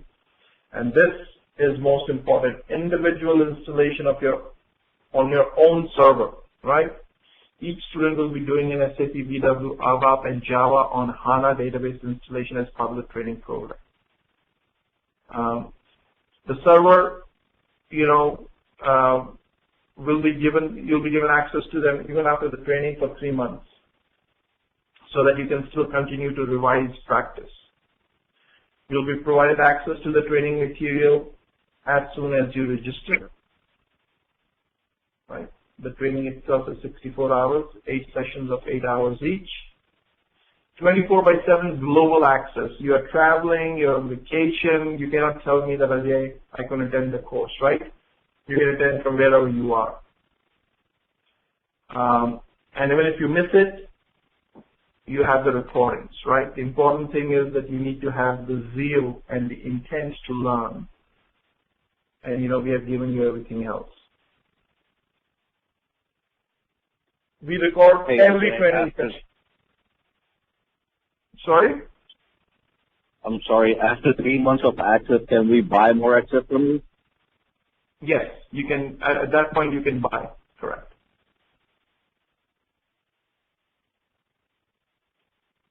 We record every training session, which could not be attended, and those recordings are available to you for 1 year,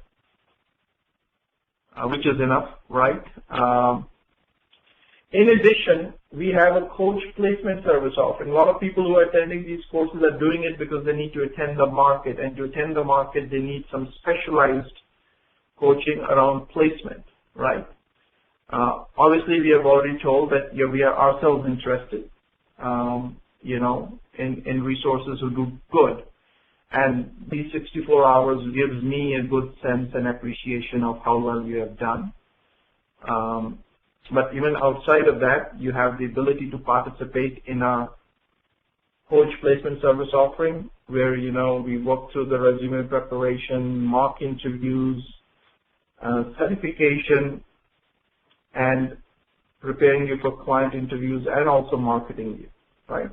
If you need that extra exposure on, how does the SAP staffing market work, right? So we would want to do that as part of the KPSO program. Our approach is very school-oriented. You will have weekly homeworks. You will have weekly in-class quiz. And the expectation is And the expectation is that you will have 20 hours of work on a weekly basis. That means you'll have enough homework that, outside of the class, you need to do 20 hours of work, right? So learning the concepts. And we even give you a mock exam, a mock test for your certification, right? So we deliver this mock test to you in electronically, very similar to how you would have an actual SAP test, so that, you get a sense of what to expect. The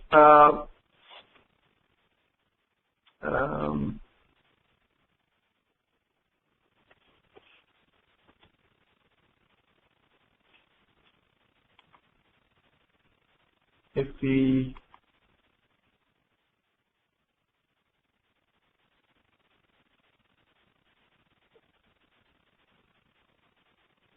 if we go here,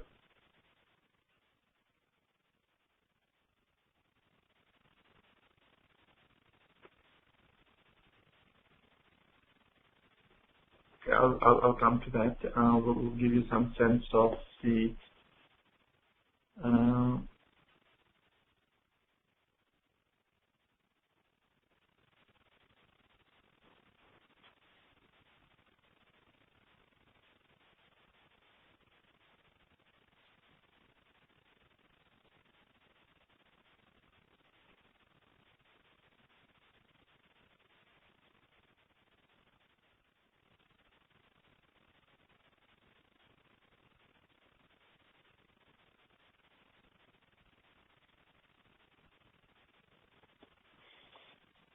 okay.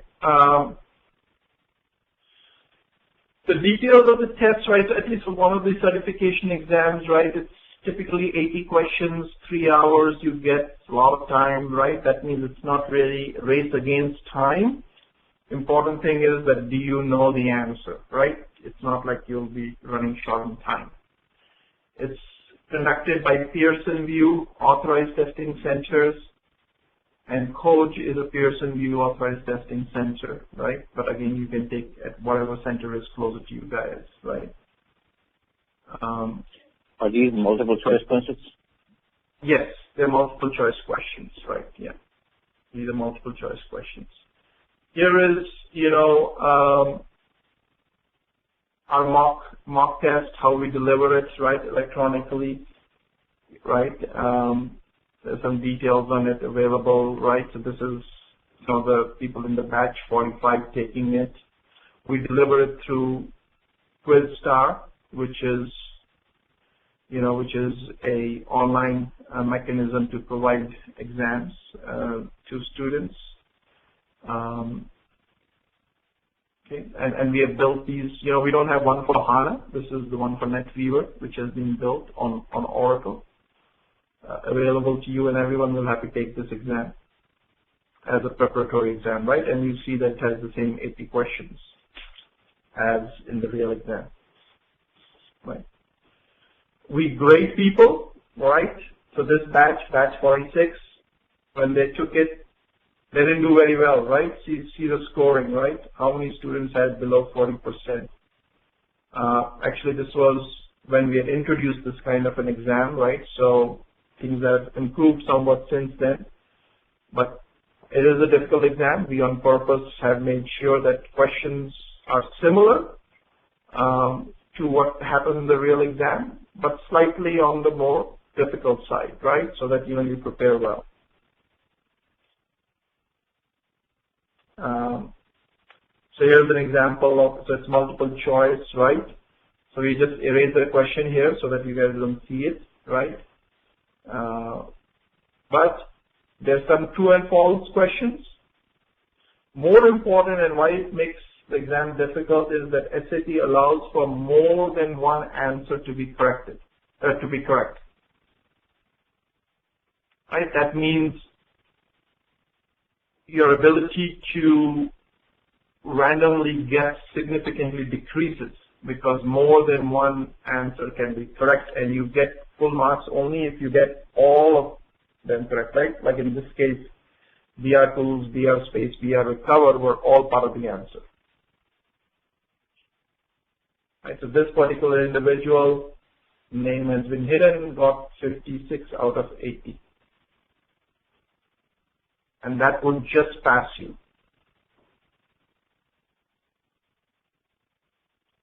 Okay?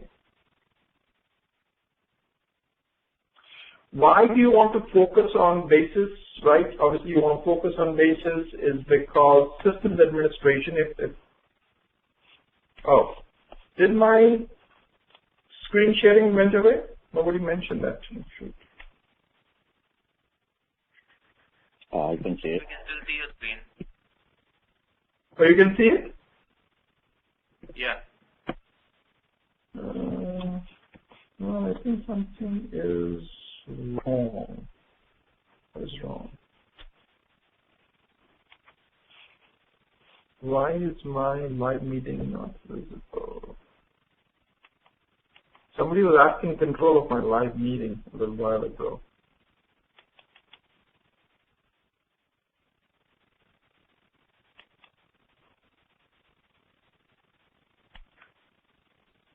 I happened to my Maybe live it's in the meeting. system tray.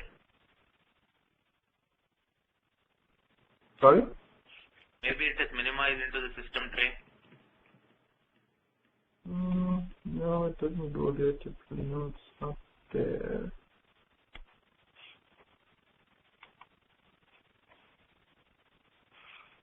The recording is You still guys there, right? Are you guys able to see my screen in live meeting? Yes. Yes. Oh, interesting. And I can't see it anymore. Do you see an icon on the top on the browser? The link icon? I mean, live meeting icon? Onto the right top. Yeah, maybe you can double click that. This one, right? Yeah, but Yeah.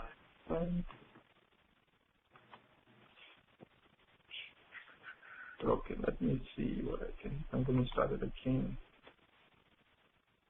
Something is not right.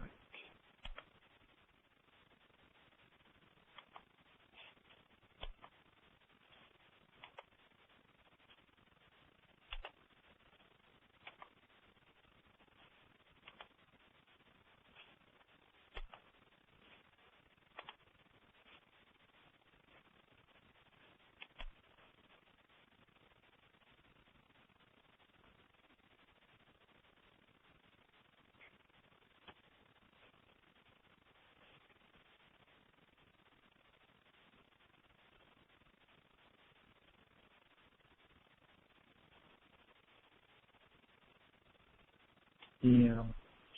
So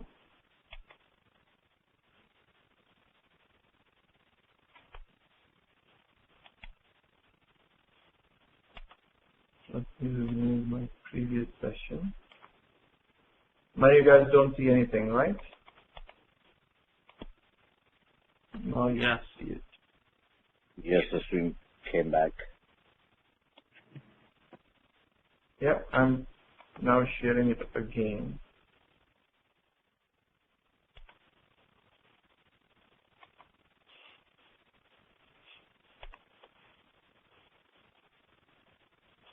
Okay, the recording is on. Okay, I like this better.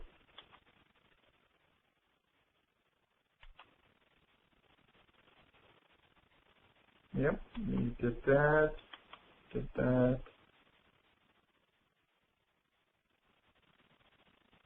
7.3 and above, again, of Netweaver version. 7.3 and above. 7.4 in some cases, right? So you got various different instances. Because there's, yeah, you have not gotten all the material yet, right? You have not received all the material yet. You will continue to get it.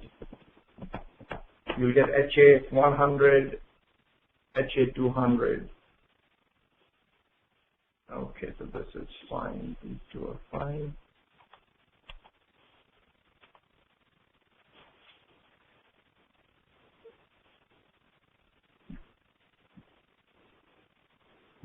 Okay.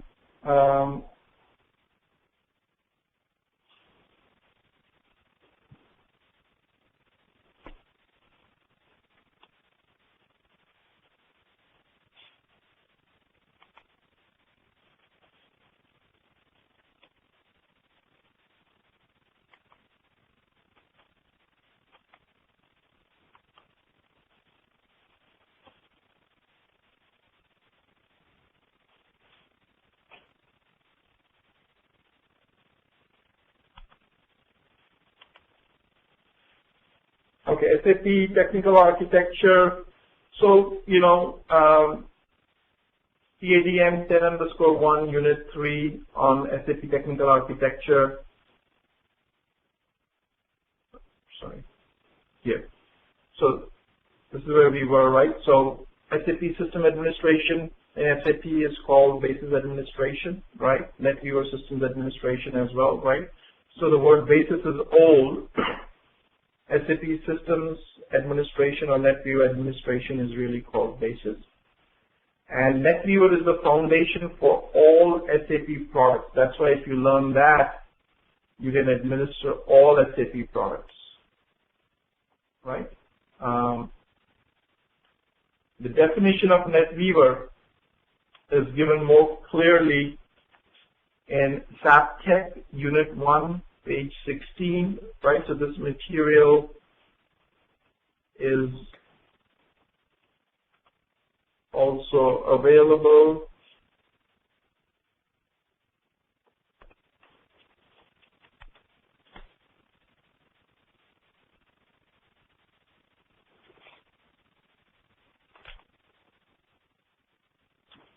One second.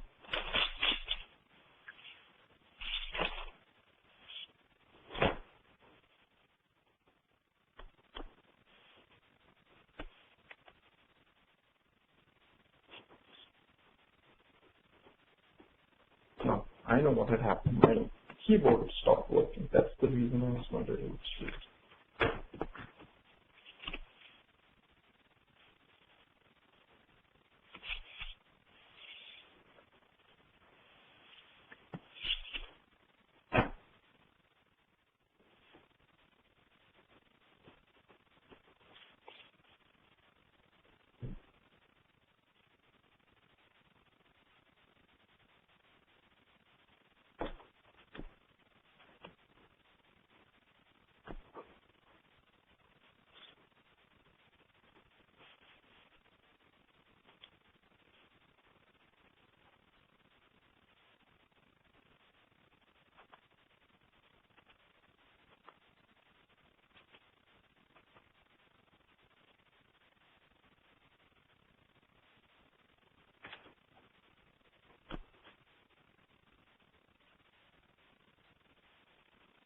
My keyboard has stopped working, but I don't want to. I think I might have to reboot for it to start working again, but I want to avoid doing that.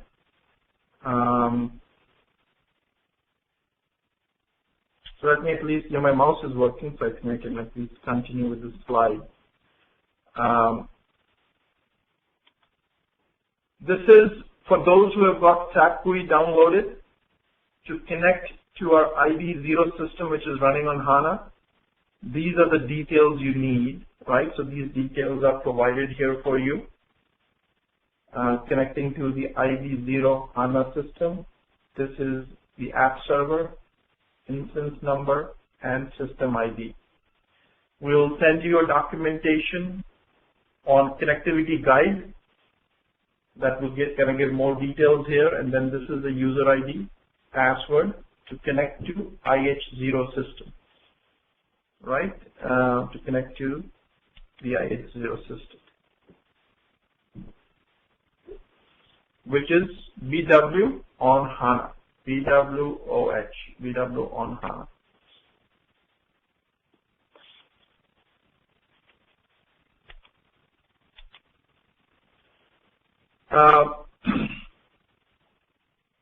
We talked about this in detail, the row and column store, but in the HA 100 on page 13, there is more details on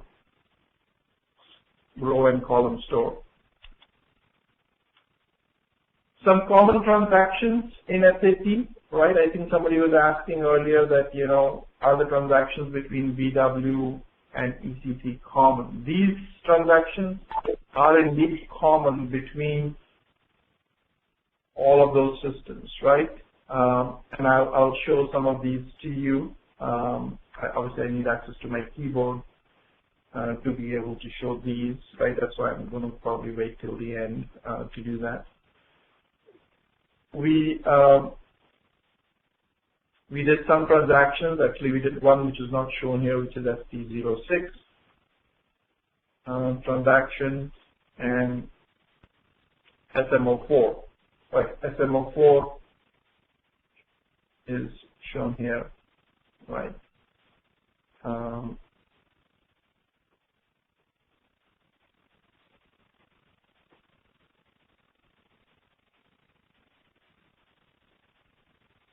Okay. So the key transactions which you can do, once you connect to the SAP system.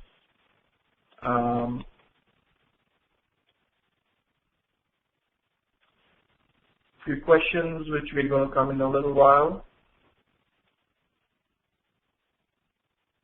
Oh, my keyboard started working. Oh, but I didn't do anything.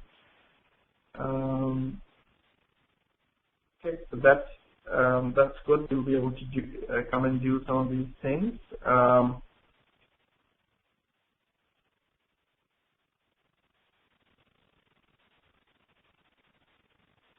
In SAP, this is a small exercise, which you can do. Find a table, which is a row store, which is a column store, right? So I'll actually give this as an exercise for you guys to do on your own today, right? Based on what we have learned and some of the transactions which we look at.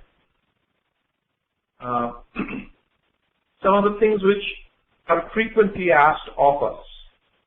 Right, and I know there are a few questions out there, so I'll go through some of these frequently asked questions, and then I take the 2 questions which we have from individuals as well.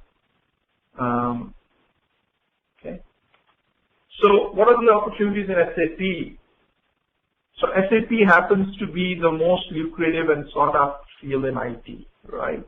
In fact, if you do SAP on cloud, then cloud administration or cloud-based systems is maybe the second or the third most lucrative aspect in IT, right? So if you can mix both of them, that's even better. And within SAP, basis is one of the most lucrative disciplines within SAP. And most of the trainees who learn the material well are able to find assignments or employment in a short time. And I'll give you an example of this in a little while. But is it easy? The answer is no. If it were easy, everyone would be doing it. There would be enough supply. And then once there is supply, right, then the demand is not there, and then the rates are not there, right, etc. Do you provide any certification? Yes, you will get a certificate after the training.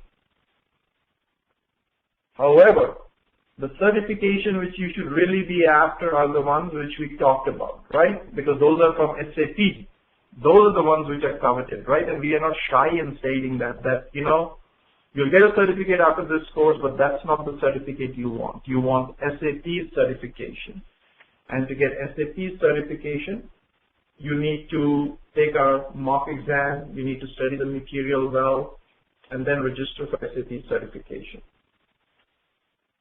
Do you help with placement after the course is done? We do provide assistance in job placement after the training, and we have a full-blown program which we talked about, KPSO, Coach Placement Service Offering.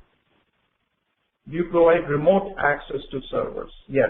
7 days a week, 24 hours a day from anywhere on the globe. How do you attend classes remotely? You all are attending it remotely today. You know, we have an in-class method as well, you know, at our Ramsey office facility.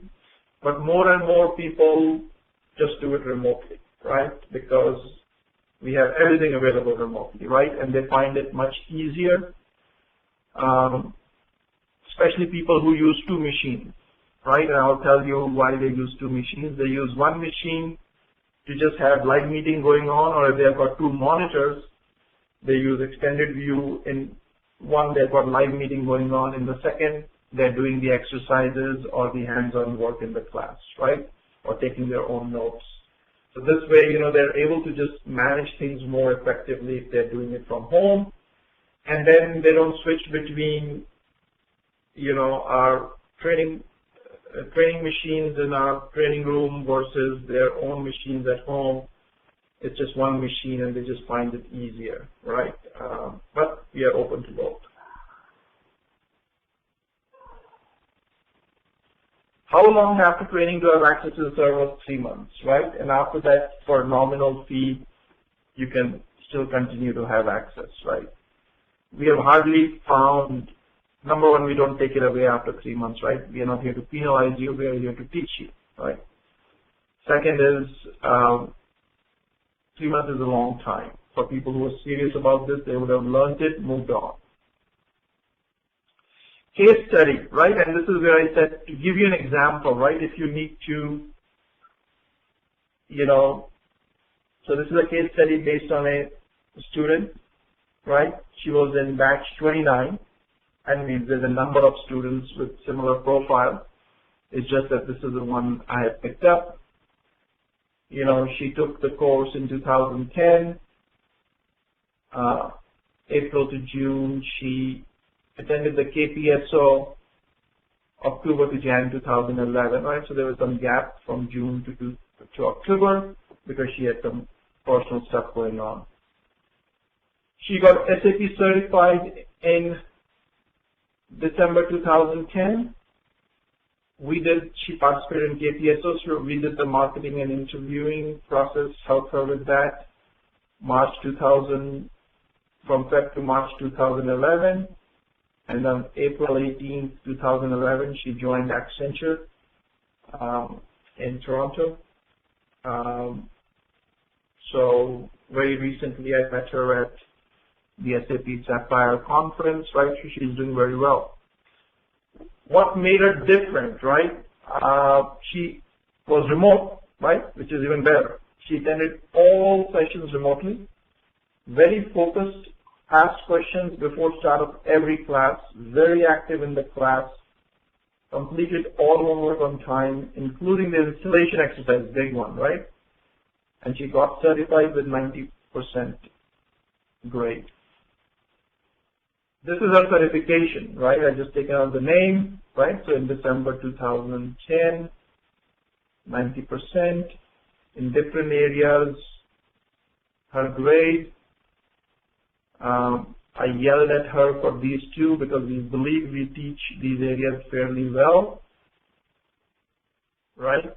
But she didn't score that well in these areas, but she had a lot of 100% otherwise, right? So overall, she had 90%. This was with Oracle DB,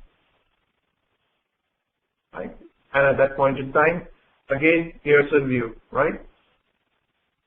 This is where she took it. She took it in Canada, right?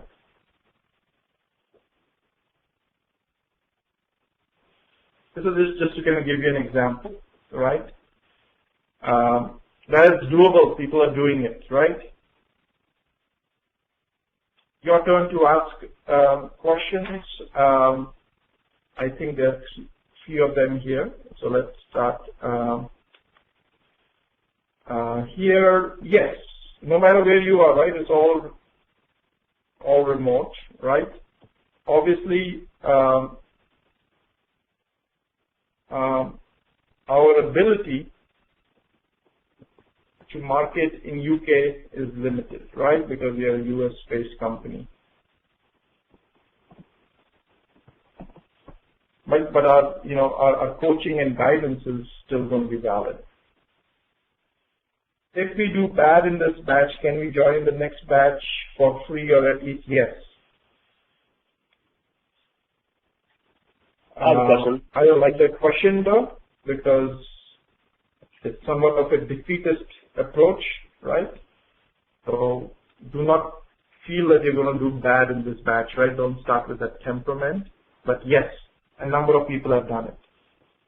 I have a question. Yep. What is the most populated area you would say in the United States with the most SAP opportunities as far as work-wise? Yeah, so typically the areas where you find a lot of SAP opportunities are the areas where you've got a lot of companies which use SAP headquartered or, running their programs from. So you would find a lot of opportunities from Boston down till DC area, right, in that corridor northeast, especially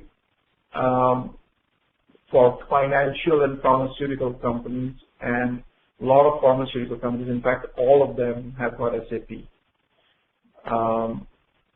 And our own client base is pretty heavy in that corridor.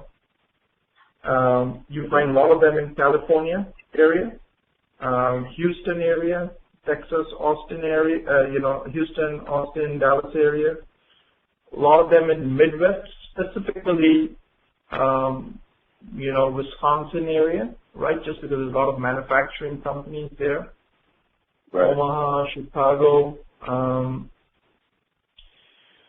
If you want to do consulting in the SAP world, you need to be willing to travel, because you'll find better opportunities if you're willing to travel.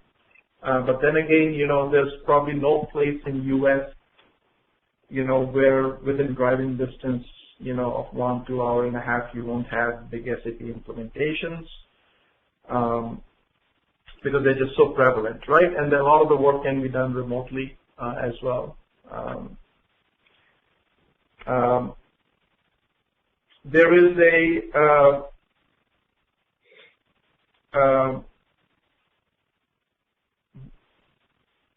and I'm not sure if that still exists. Let's try and see if it still exists.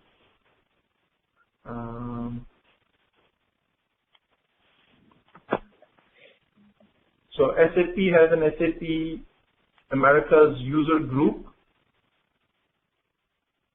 Right, so if you go to this web page, so this is SAP's user group.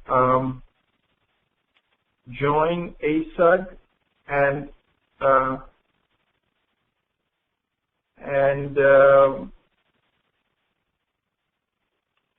in here, so let's say you enter. I don't know, Mark. Right, you see Mark and Company. So start registration, but and then you can register underneath. But registration is not what's important here, right? What was important here was that if you know of companies in your vicinity, right, and whether they are SAP, whether they have implemented SAP, then they will be part of SAP's user group. So this becomes very easy to kind of just do a search and see that, so let's say if I want to know, does General Electric use SAP, right?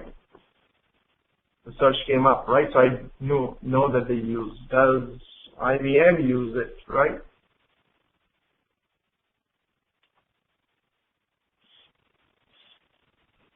Okay, and I know that they use it, so it took a little while, but it came up, right? I don't know, so we did Bristol Myers Squibb, BMS, right? Another big, okay, so maybe it's not like that, maybe it's like this. Yep, so Bristol Myers Squibb uses it, right? And then, you do a little bit of, A, right?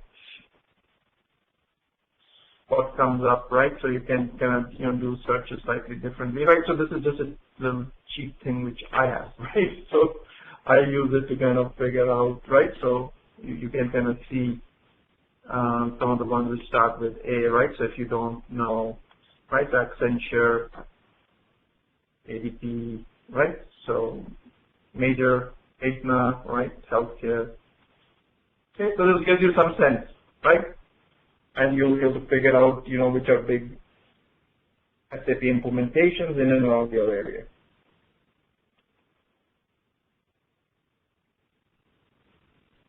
Don't tell ASAC about this, right?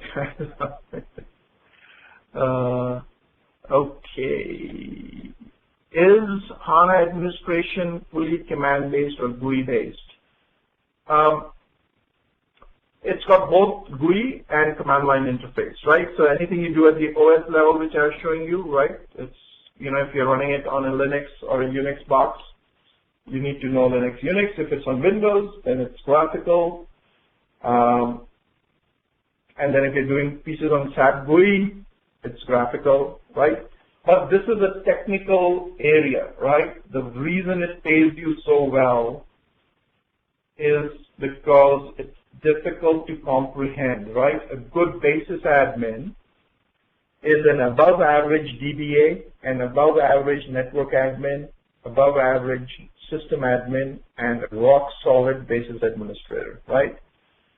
So I have never seen a good basis admin do anything else in IT, right? They typically just continue with that because highly in demand, very well paying, and very satisfying, right?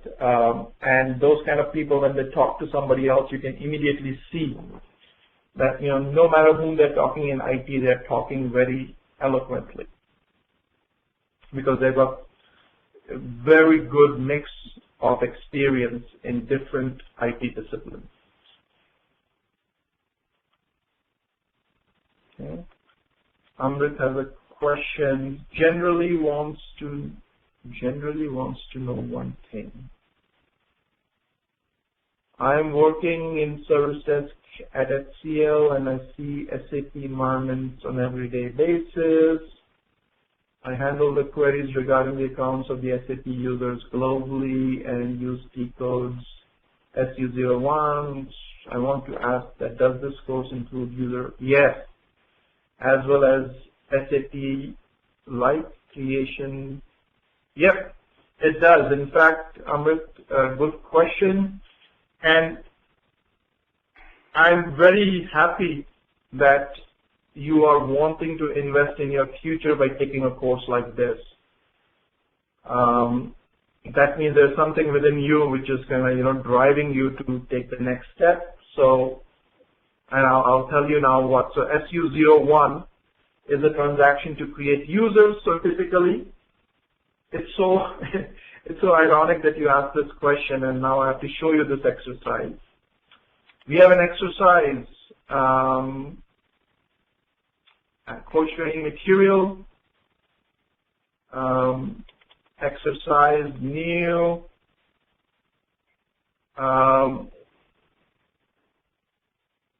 called role creation, right? So security role creation. Look at this exercise. So it's on security, right? So it will help you with security role creation. So PFCG is the transaction to create the security roles. So it lets you go through that process. And guess what? The role we create is Z-Batch Help Desk, right? So very similar to the role you might have where you're helping users with their logon issues, right? And we give in that role access to certain transactions for help desk purposes. Help desk role for user support, right? So if I increase this a little bit, help desk role for user support, right? And in there, we give them access to certain transactions. And guess what? One of those transactions will be, you see, we're giving access to transactions. Here we're going to list the transactions.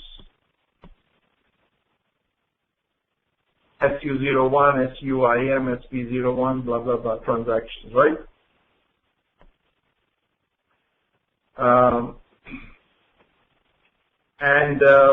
See, user maintenance transaction, we give access to that. And then we help them test this role, that does this role behave the way it should behave. So you must save the role first, and then we assign this role to a user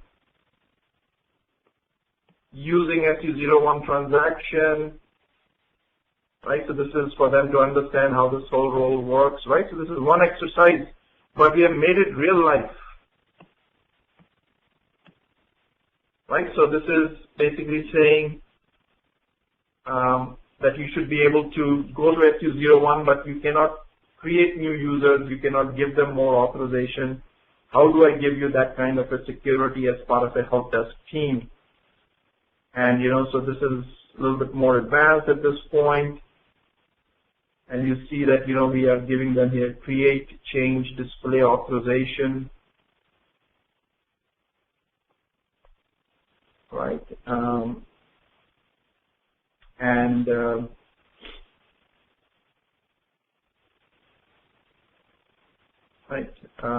And then ability to test this role as well, right? So you have a full exercise based on this, right? And even before we started, one of the first things you will do is kind of create your own user.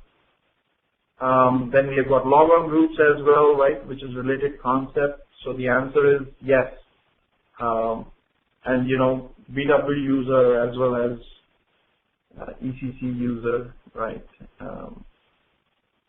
Good. You'll go a long way. I'm glad that you're thinking this way. Deepak's question, and I've been holding off on this, but before I go there, it looks like somebody had a follow-up question. Somebody on the phone had a question? Hi there. Can you hear me? I have two questions. Yes. Okay, good.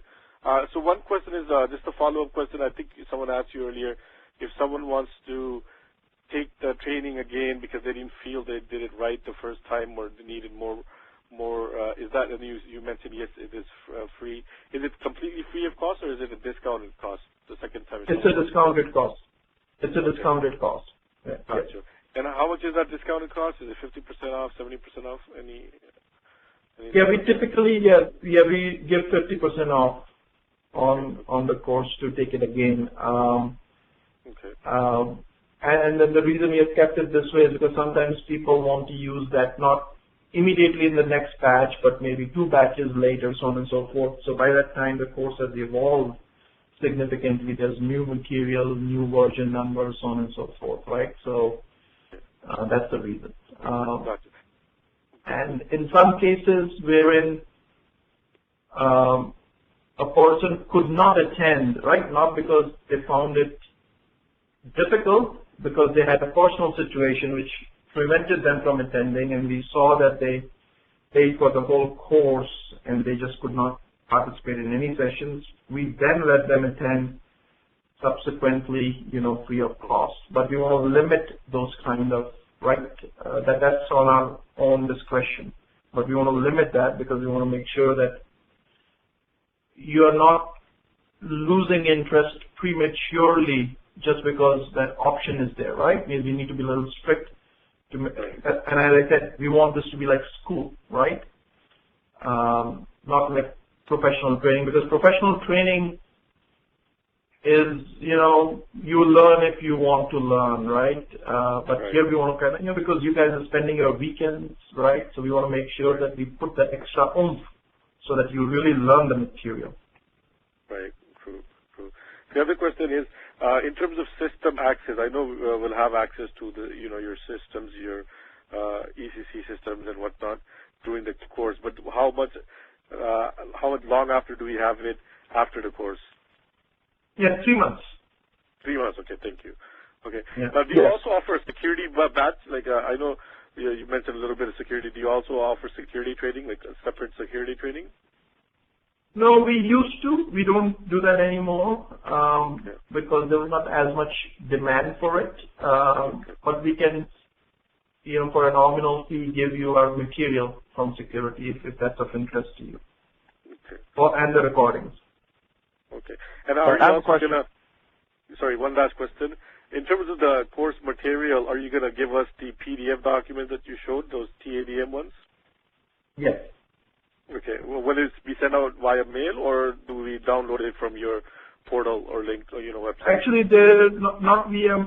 Depends, right? So either you're going to get a DVD or a download or a combination based on where you are physically. Okay, sounds good.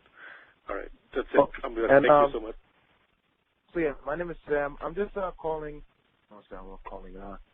I'm just asking, which system is it best to have for operating systems? Is it Windows XP, Windows Vista? I see some people having problems with Windows 10, and I'm planning to put a Windows operating system on my Mac. So I want to know which one is more compatible with all of the software we need to put on it. Yeah, I think Windows 7 or Windows 8 would be the ideal. Don't do Windows 10. Windows 7 or 8 would be the ideal. I'll do Windows 8. That sounds a little bit better. Yep, that's good. Okay. And one other question, Sam's question, it's a follow-up. Any possibility we can, I think some students, even myself, basically we had a Mac OS. We were struggling to get your Windows Live meeting. Is that a compatibility issue, or it's not going to work on Mac? Or do we need it's a compatibility issue. And again, we have not invested too much time on it. So, that's why I asked him all that question. If he knew of any students who have used Mac seamlessly with live meeting, right? So, I would encourage, if you have the ability of using a Windows machine or having a Windows image on Mac, virtualized Windows image, we would recommend that, right? Because even if we get it to work, we got a number of other capabilities in live meeting we use where if you get stuck, I take control of your machine and see what you're doing, right? So I don't know if then we'll start having issues there or not, so on and so forth. So if possible, even just to minimize the issues, if you have a Windows machine, would encourage you. Okay. All right. And what about for SAP GUI? Hamid has left the conference. For SAP GUI will work on Mac as well. There's a Mac version of it. That's what. Okay. Yeah. So that's not an issue. But if you're going to have a Windows machine available for live meeting, then just install SAP GUI there as well, right? So it'll be easier. But there is a Mac version of SAP GUI which we can help you with. Perfect. Thank you. That's good. Yep. And I think there is. Before I can get to Deepak's question, things just pile up. Do we access to any material for DB2? DB2, the answer is no. HADR, I'm assuming if that means high availability and disaster recovery, is that what it means, Scott? If you meant by HADR, high availability and DR, then yes, that kind of material is going to get covered, but DB2 as a database is not going to has joined the conference.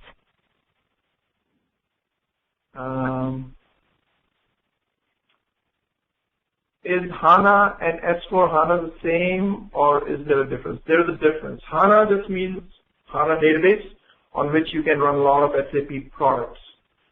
Then S4 HANA, which means Suite for HANA, means that it's a version of SAP Business Suite which was designed specifically for HANA and leverages HANA in a special way. So that installation is different. Not that the installation steps are different, but the media is different. And most of the differences are not from a basis standpoint. Most of the differences are from the functionality and configuration standpoint. Okay. So Deepak's question, Yes. So Deepak, I think it is maybe just a version of SAP GUI which you're installing, because I'm using Windows 10 and I'm using SAP GUI. So we can help you with the latest version, 740. So this is 740 running on Windows 10. Right? So I I already think have the just latest version, but Sorry? there was a SAP. I already have the latest version, but there was a SAP GUI that was provided in the Yahoo group, and that wasn't installing. But on my PC, I do have a SAP logon already, and I tried to configure the IB0 system, but it didn't work. Okay. IB0 you mean? Yes. Yeah. Okay. So so this is a good example. So Deepak, you already have a latest version of SAP GUI. If you have the latest version of SAP GUI, you don't need to install what we provide, right? Okay. You just don't need to do it. You need to, however, configure the system which you need to access. Okay.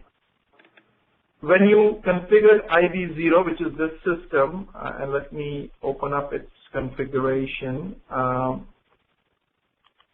So this is how it is configured, IB0, right? My question to you is, were you at home or at work? I'm at work. Okay, so that's the reason. So at work, there might be a firewall which is set up which prevents access to port 3601, because the 01 here would go over the internet on port 3601 and 3201. I'm able to ping that IP address. I am able to telnet to that. Yes.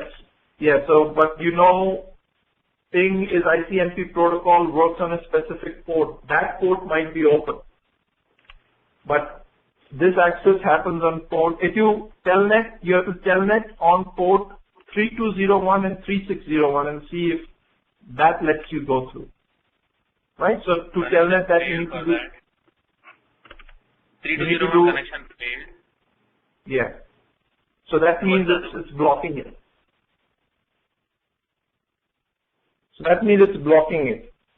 Okay. Yeah.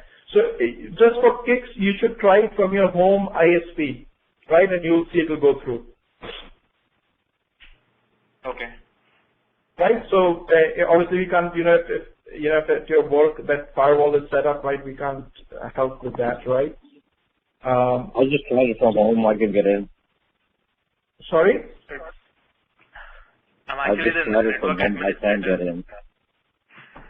I'm actually the network administrator here. I don't know of anything blocking, because all the communication that goes out, it's open, all the ports on the firewall. But so hold on. So this here, so when you do telnet for 54.227 245.127 colon 3201. No, in my case, I've not enabled telnet yet, right? So you need to see if this goes successfully, right? And 3601 as well. In my case, telnet is not enabled on my machine, which I'll do later on. I don't want to get in the middle of that yet. But that you need to make sure are enabled. And then also for kicks, just try to do the same from home. If you do from home, right, where ISP definitely does not block anything, you'll know that what the difference is. All right, I'll try that. And also make sure there's no typo here, right, in any of these things. Yeah. If, Okay, let me just compare it quickly. IBO 54.227.25. It's not IBO, it's IB0. IB0, yeah. Okay. Maybe 4.5. In the description it does not matter, but in system ID that it matters. It's IB0. Yeah, I got it. Now it's connecting. I think I got 245 instead of 245. I got 254. Okay. All right. Okay, good. So, all right, that's good. So I think that both your issues are resolved, right? The setting as well as you're working on Windows 10. Yep, that's right. All right, good. So you said Windows 10 is the best Windows to use, correct? Sorry, could you repeat that question again, please? No, I heard Windows 10. I said, is that the best operating system? No, I think Windows 8 is better in the sense that, you know, whatever you download from our site, everything will work. Windows 10, you need a higher version of SAP GUI, that's why. But yeah, if you have a higher version of SAP GUI, or if you have Windows 10, we'll provide SAP GUI 740 and above for you to make it easy. Oh, okay. Yeah. But it will work on, Windows 10 is mainstream now, right? So SAP GUI will work on it if you have the latest version. And if you don't have it, we'll provide it to you. Yeah, I was gonna, I'm just putting it on my MacBook, so I'm just gonna get the latest version of Windows 10, and if that's the case, then I'll just get the latest version. It makes more sense. Yeah. So if we get 10, then yeah. Okay. So Scott, I'm deleting. Oh, I didn't know that. So you're saying that you cannot ask another question till I delete. So I'm deleting it now.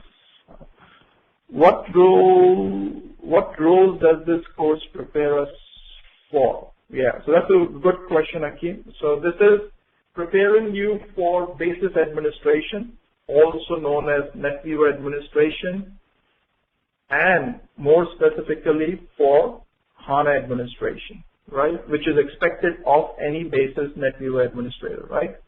So it is going for that profile. Now, some of you might already be doing some basis work.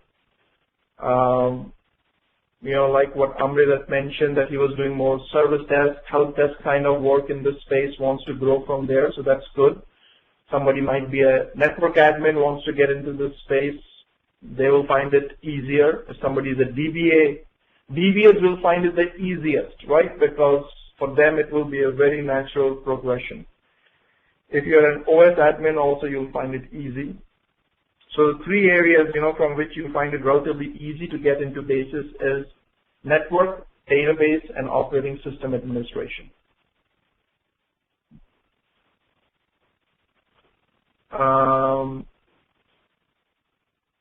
I'm able to see the IV0 logon screen. What is the username, password, and let's see. And we have it here. And I have not checked recently if that is working, so we'll check it. Have it in one of these slides. Shishya, welcome. Is this not working? Shishya user ID, password, welcome. Okay, let's try it.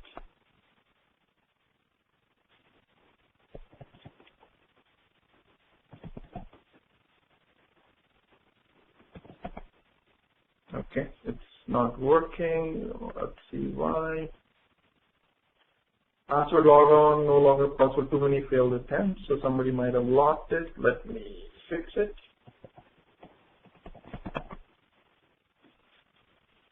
Okay, so it's very similar to what Amrit does. We'll do.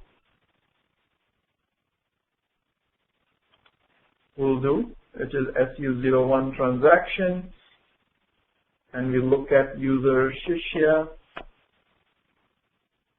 display it, right? So this is user Shishya, logon data, password logon not possible, too many incorrect logon attempts. So I'm going to change it.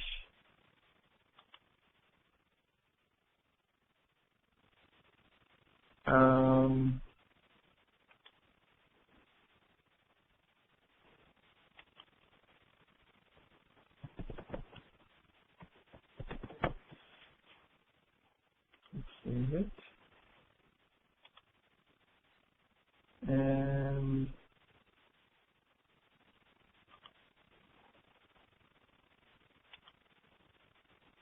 locked. I'm going to unlock it as well. Now, go back, double click.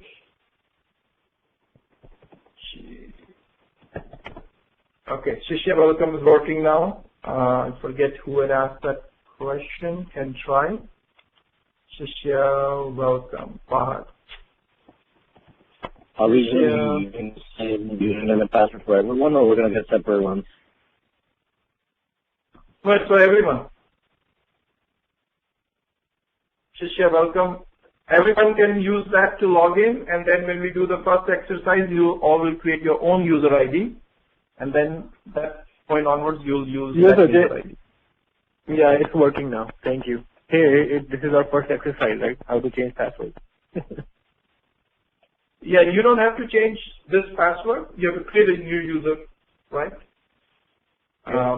Don't do anything with Shishya. Shishya will not prompt you to change password because it's a user, it's a service user, not a dialog user. So service users don't require password to be changed on first logon. That's why it is set up this way. Okay. Okay. Where can we download the latest version of SAP GUI? We will have to update, because it has to be downloaded from SAP site, which you won't have access to, but we can download and give it to you the same way as we have given the current SAP GUI to you, right? So which we'll do if you have an issue with the current version. So let us know. You can send a note on Yahoo group, and then we'll make that happen.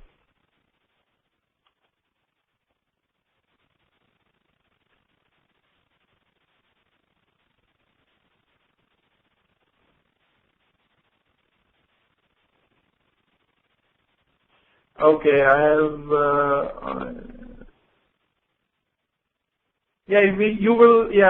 Amit, you don't need to worry about the predefined systems. You'll be using IB0 and RP2 for the most part. And, when we start using them, I'll provide you with the connection details. IB0 we have already provided in this material itself. So that should be fine, right? And I'll show it in a little while again so that you feel comfortable. Okay, so IB0 details. For those who have got SAP GUI, IB0 details I've just shown a little while ago.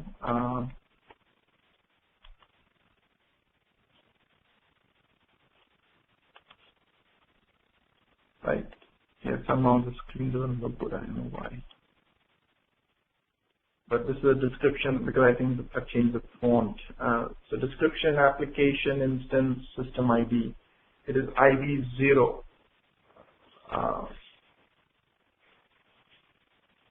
And not O.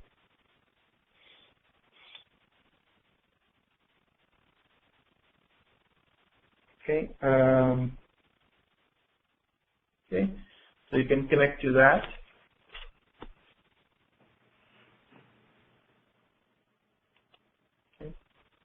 All right, Zishan, that's good.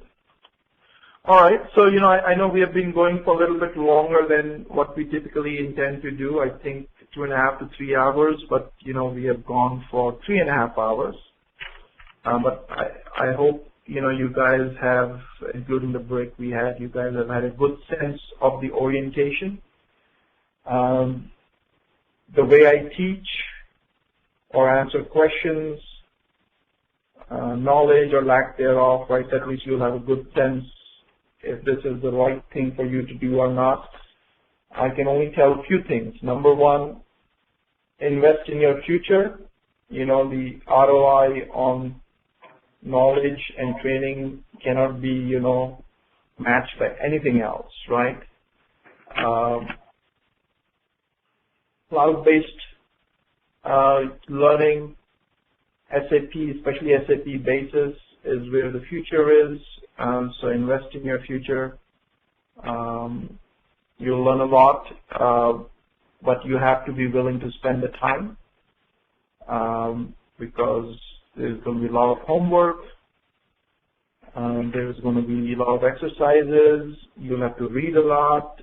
You'll get stuck in things. You need to dig yourself out of it, right? This is not the kind of training, where you're learning Visual Basic or you're learning, a very small tool, right? This is far-reaching from that perspective. Ajay, one quick question. Yep. Regarding HANA DR, disaster recovery, so would you be, describing about the DR requirements and the site-to-site, the distance or the bandwidth that is required? How do we calculate all those requirements? Would you be covering those as well? Yes, we'll talk about HSR, which is HANA System Replication, and how that works, synchronous, asynchronous, and how do the bandwidth requirements change depending upon what kind of synchronous, asynchronous behavior you want to see, and then also depending on what kind of traffic you generate on your primary HANA system. And secondary replication, tertiary replication, yes, because that's HANA System Replication is a key capability of HANA. Okay. Right. And so once the class is over, we're supposed to get with AMO to provide us all the CDs or the documents. Yeah, I didn't understand the question. I understand the second part. Could you repeat, please? Once this class is finished, we Yep. should call AMO to provide us the documents, or we should get them on the group. No. Yes, so as long as you have sent the registration details and the registration fee to AMOL, everything is going to happen automatically after that. And if you don't receive it, you can send an email to AMOL separately. Right? But once your registration is complete, everything, AMOL will take care of providing everything.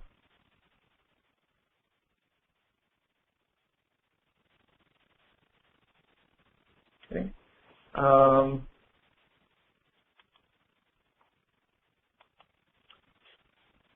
Yes, actually there is homework to complete before the first class.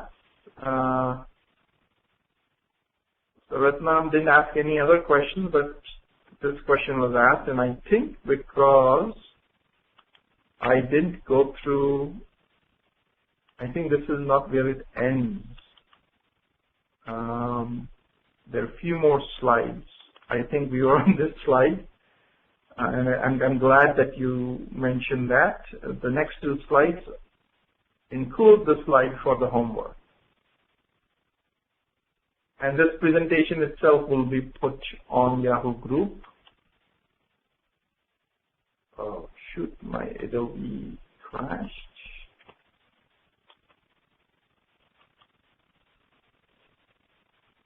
Okay. Hey, Ajay, quick question. So let's say we finish this ECC and BW storage, right? Yeah. How hold on for a second. Hold on for a second. Yeah, just hold on. So here is the homework, which you guys need to do. Number one is register on SDN, which is SAP's Developer Network. It's free, right? So you need to register on it, right? And start using it. It's got a lot of good information on it. Also, keep help.sap.com handy. It's SAP's formal help site. Not easy to learn from, but it's a good reference if you need to validate or check something. Register on SAP Service Marketplace. This is only true for people who are an SAP customer, employee, partner, or an SAP certified resource. Once you get certification, you can do it. If you're none of these, then you won't be able to do it, which is fine. But if you are one of them, register. Ensure SAP GUI connectivity on, this is old ID 0. Make sure you have accepted the invite to the Yahoo Group and are receiving Yahoo Group emails. Put coach-inc.com and yahoo.com in your whitelist. Make sure you review the recordings of today's class. The recordings are going to be posted on Monday. It might even be earlier than that. So that's your homework, right? This is a contact detail, right? I think for you the most important contact is this and also your participation in the Yahoo group, right?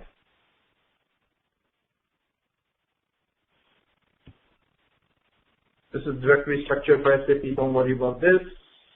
I just put this there because in some of the previous batches, people had questions on this the very first day for some reason.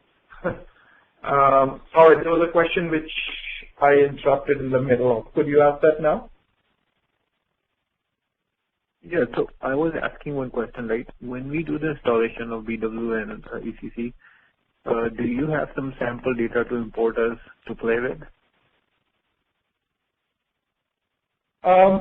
Sample data for what kind of means the schema and the system will be fully functional as delivered by SAP itself. I see. But it will be like a sample schema, right? There won't be anything in it, right? No, that means a normal SAP system like an ECC system installed, vanilla system is close to 80 gigabytes, right? So it's a lot of stuff in there, right?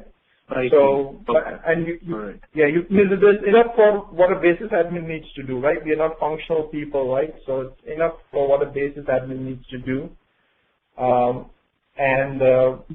Just for our homework purpose, right? Like to finish our exercises, there will be enough data in it, right? Yes, yeah. Okay. So, even in our current system, right? So there's enough data, right? So if I do SU01, right, means how many users are there, right? So that if I want to even display a user, will I have the ability to display it, right? The answer is yes, right? There will be tons of users already created, right? So see, every batch is creating a user, blah, blah, blah, right? So are these seeded users we are seeing right now, or what? Are these what users, sorry? Seeded user, like they come with when you install the SAP, the user the one you just showed, right, in the previous screen? Yeah, there's some which come with SAP, some which we have created, right? So both, but most of them have been created. So there's no exercise which we have where we'll struggle for data, right? Most of the exercises you'll do on ID0, so the data is already there. So even if you do a client copy exercise, right, the whole client is being copied from one to another. There's enough data for it to be copied so we can see the behavior. Okay. So even when we do a system copy, right, we copy the whole system from one system to another. There's enough data for that to be copied for us to see the behavior. Other data like business data might not be there, but then again, that's not relevant to a basis admin, right? That is there a sales order in the system? Is there a purchase order in the system, right? Even though those are there as well. But, it's not as relevant, right? So if you go to the ECC system, the reason, and I don't know if you guys noticed, but the ECC system, this is the ECC system, the home page said SAP Demo System. So this is an IDES, International Demo and Education System. So inherently in it, it has got, data created, right? So if I go to if I go to SU01, right, here you'll see more users, right? Because it's got all different kinds of things in there, right? Pre-configured. You see, accountants are there, right?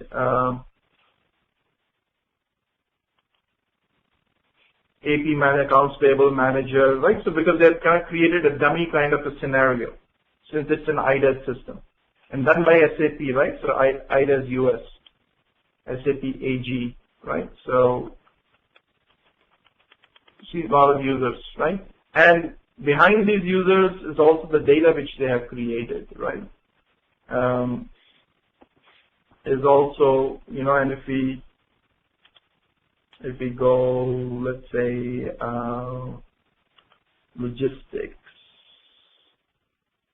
material management, material master, material display. I'm just trying to see if there is some material in it, and I'm sure there's materials also already set up. But for a basis admin, it's not as much of a requirement. Right, so see these materials are set up, right? So there's a cockpit, engine type, right? Missile, right? So this is some pharmaceutical, some high-tech industry materials already set up, right? Which one can look at. Material is, you know, what your company is going to sell, I got it. right? Yeah, I got it. Right? Thank you. Okay. Yeah, I got it. Yeah, it makes sense. Thank you. Yeah. All right.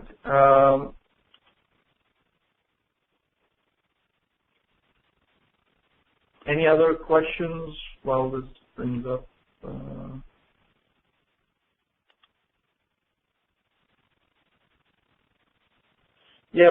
Bing, you will see the link posted for it on Yahoo group after the recording gets completed, because once I save the recording, Microsoft generates it. It takes few hours. After that, Amol posts it.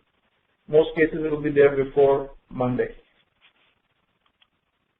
Right, so this is the material information, you know, which it retrieved. Right.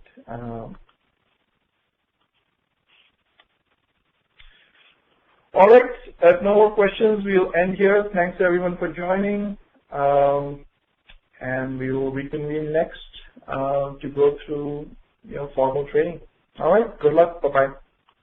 Thank you. Thank you. Thank you.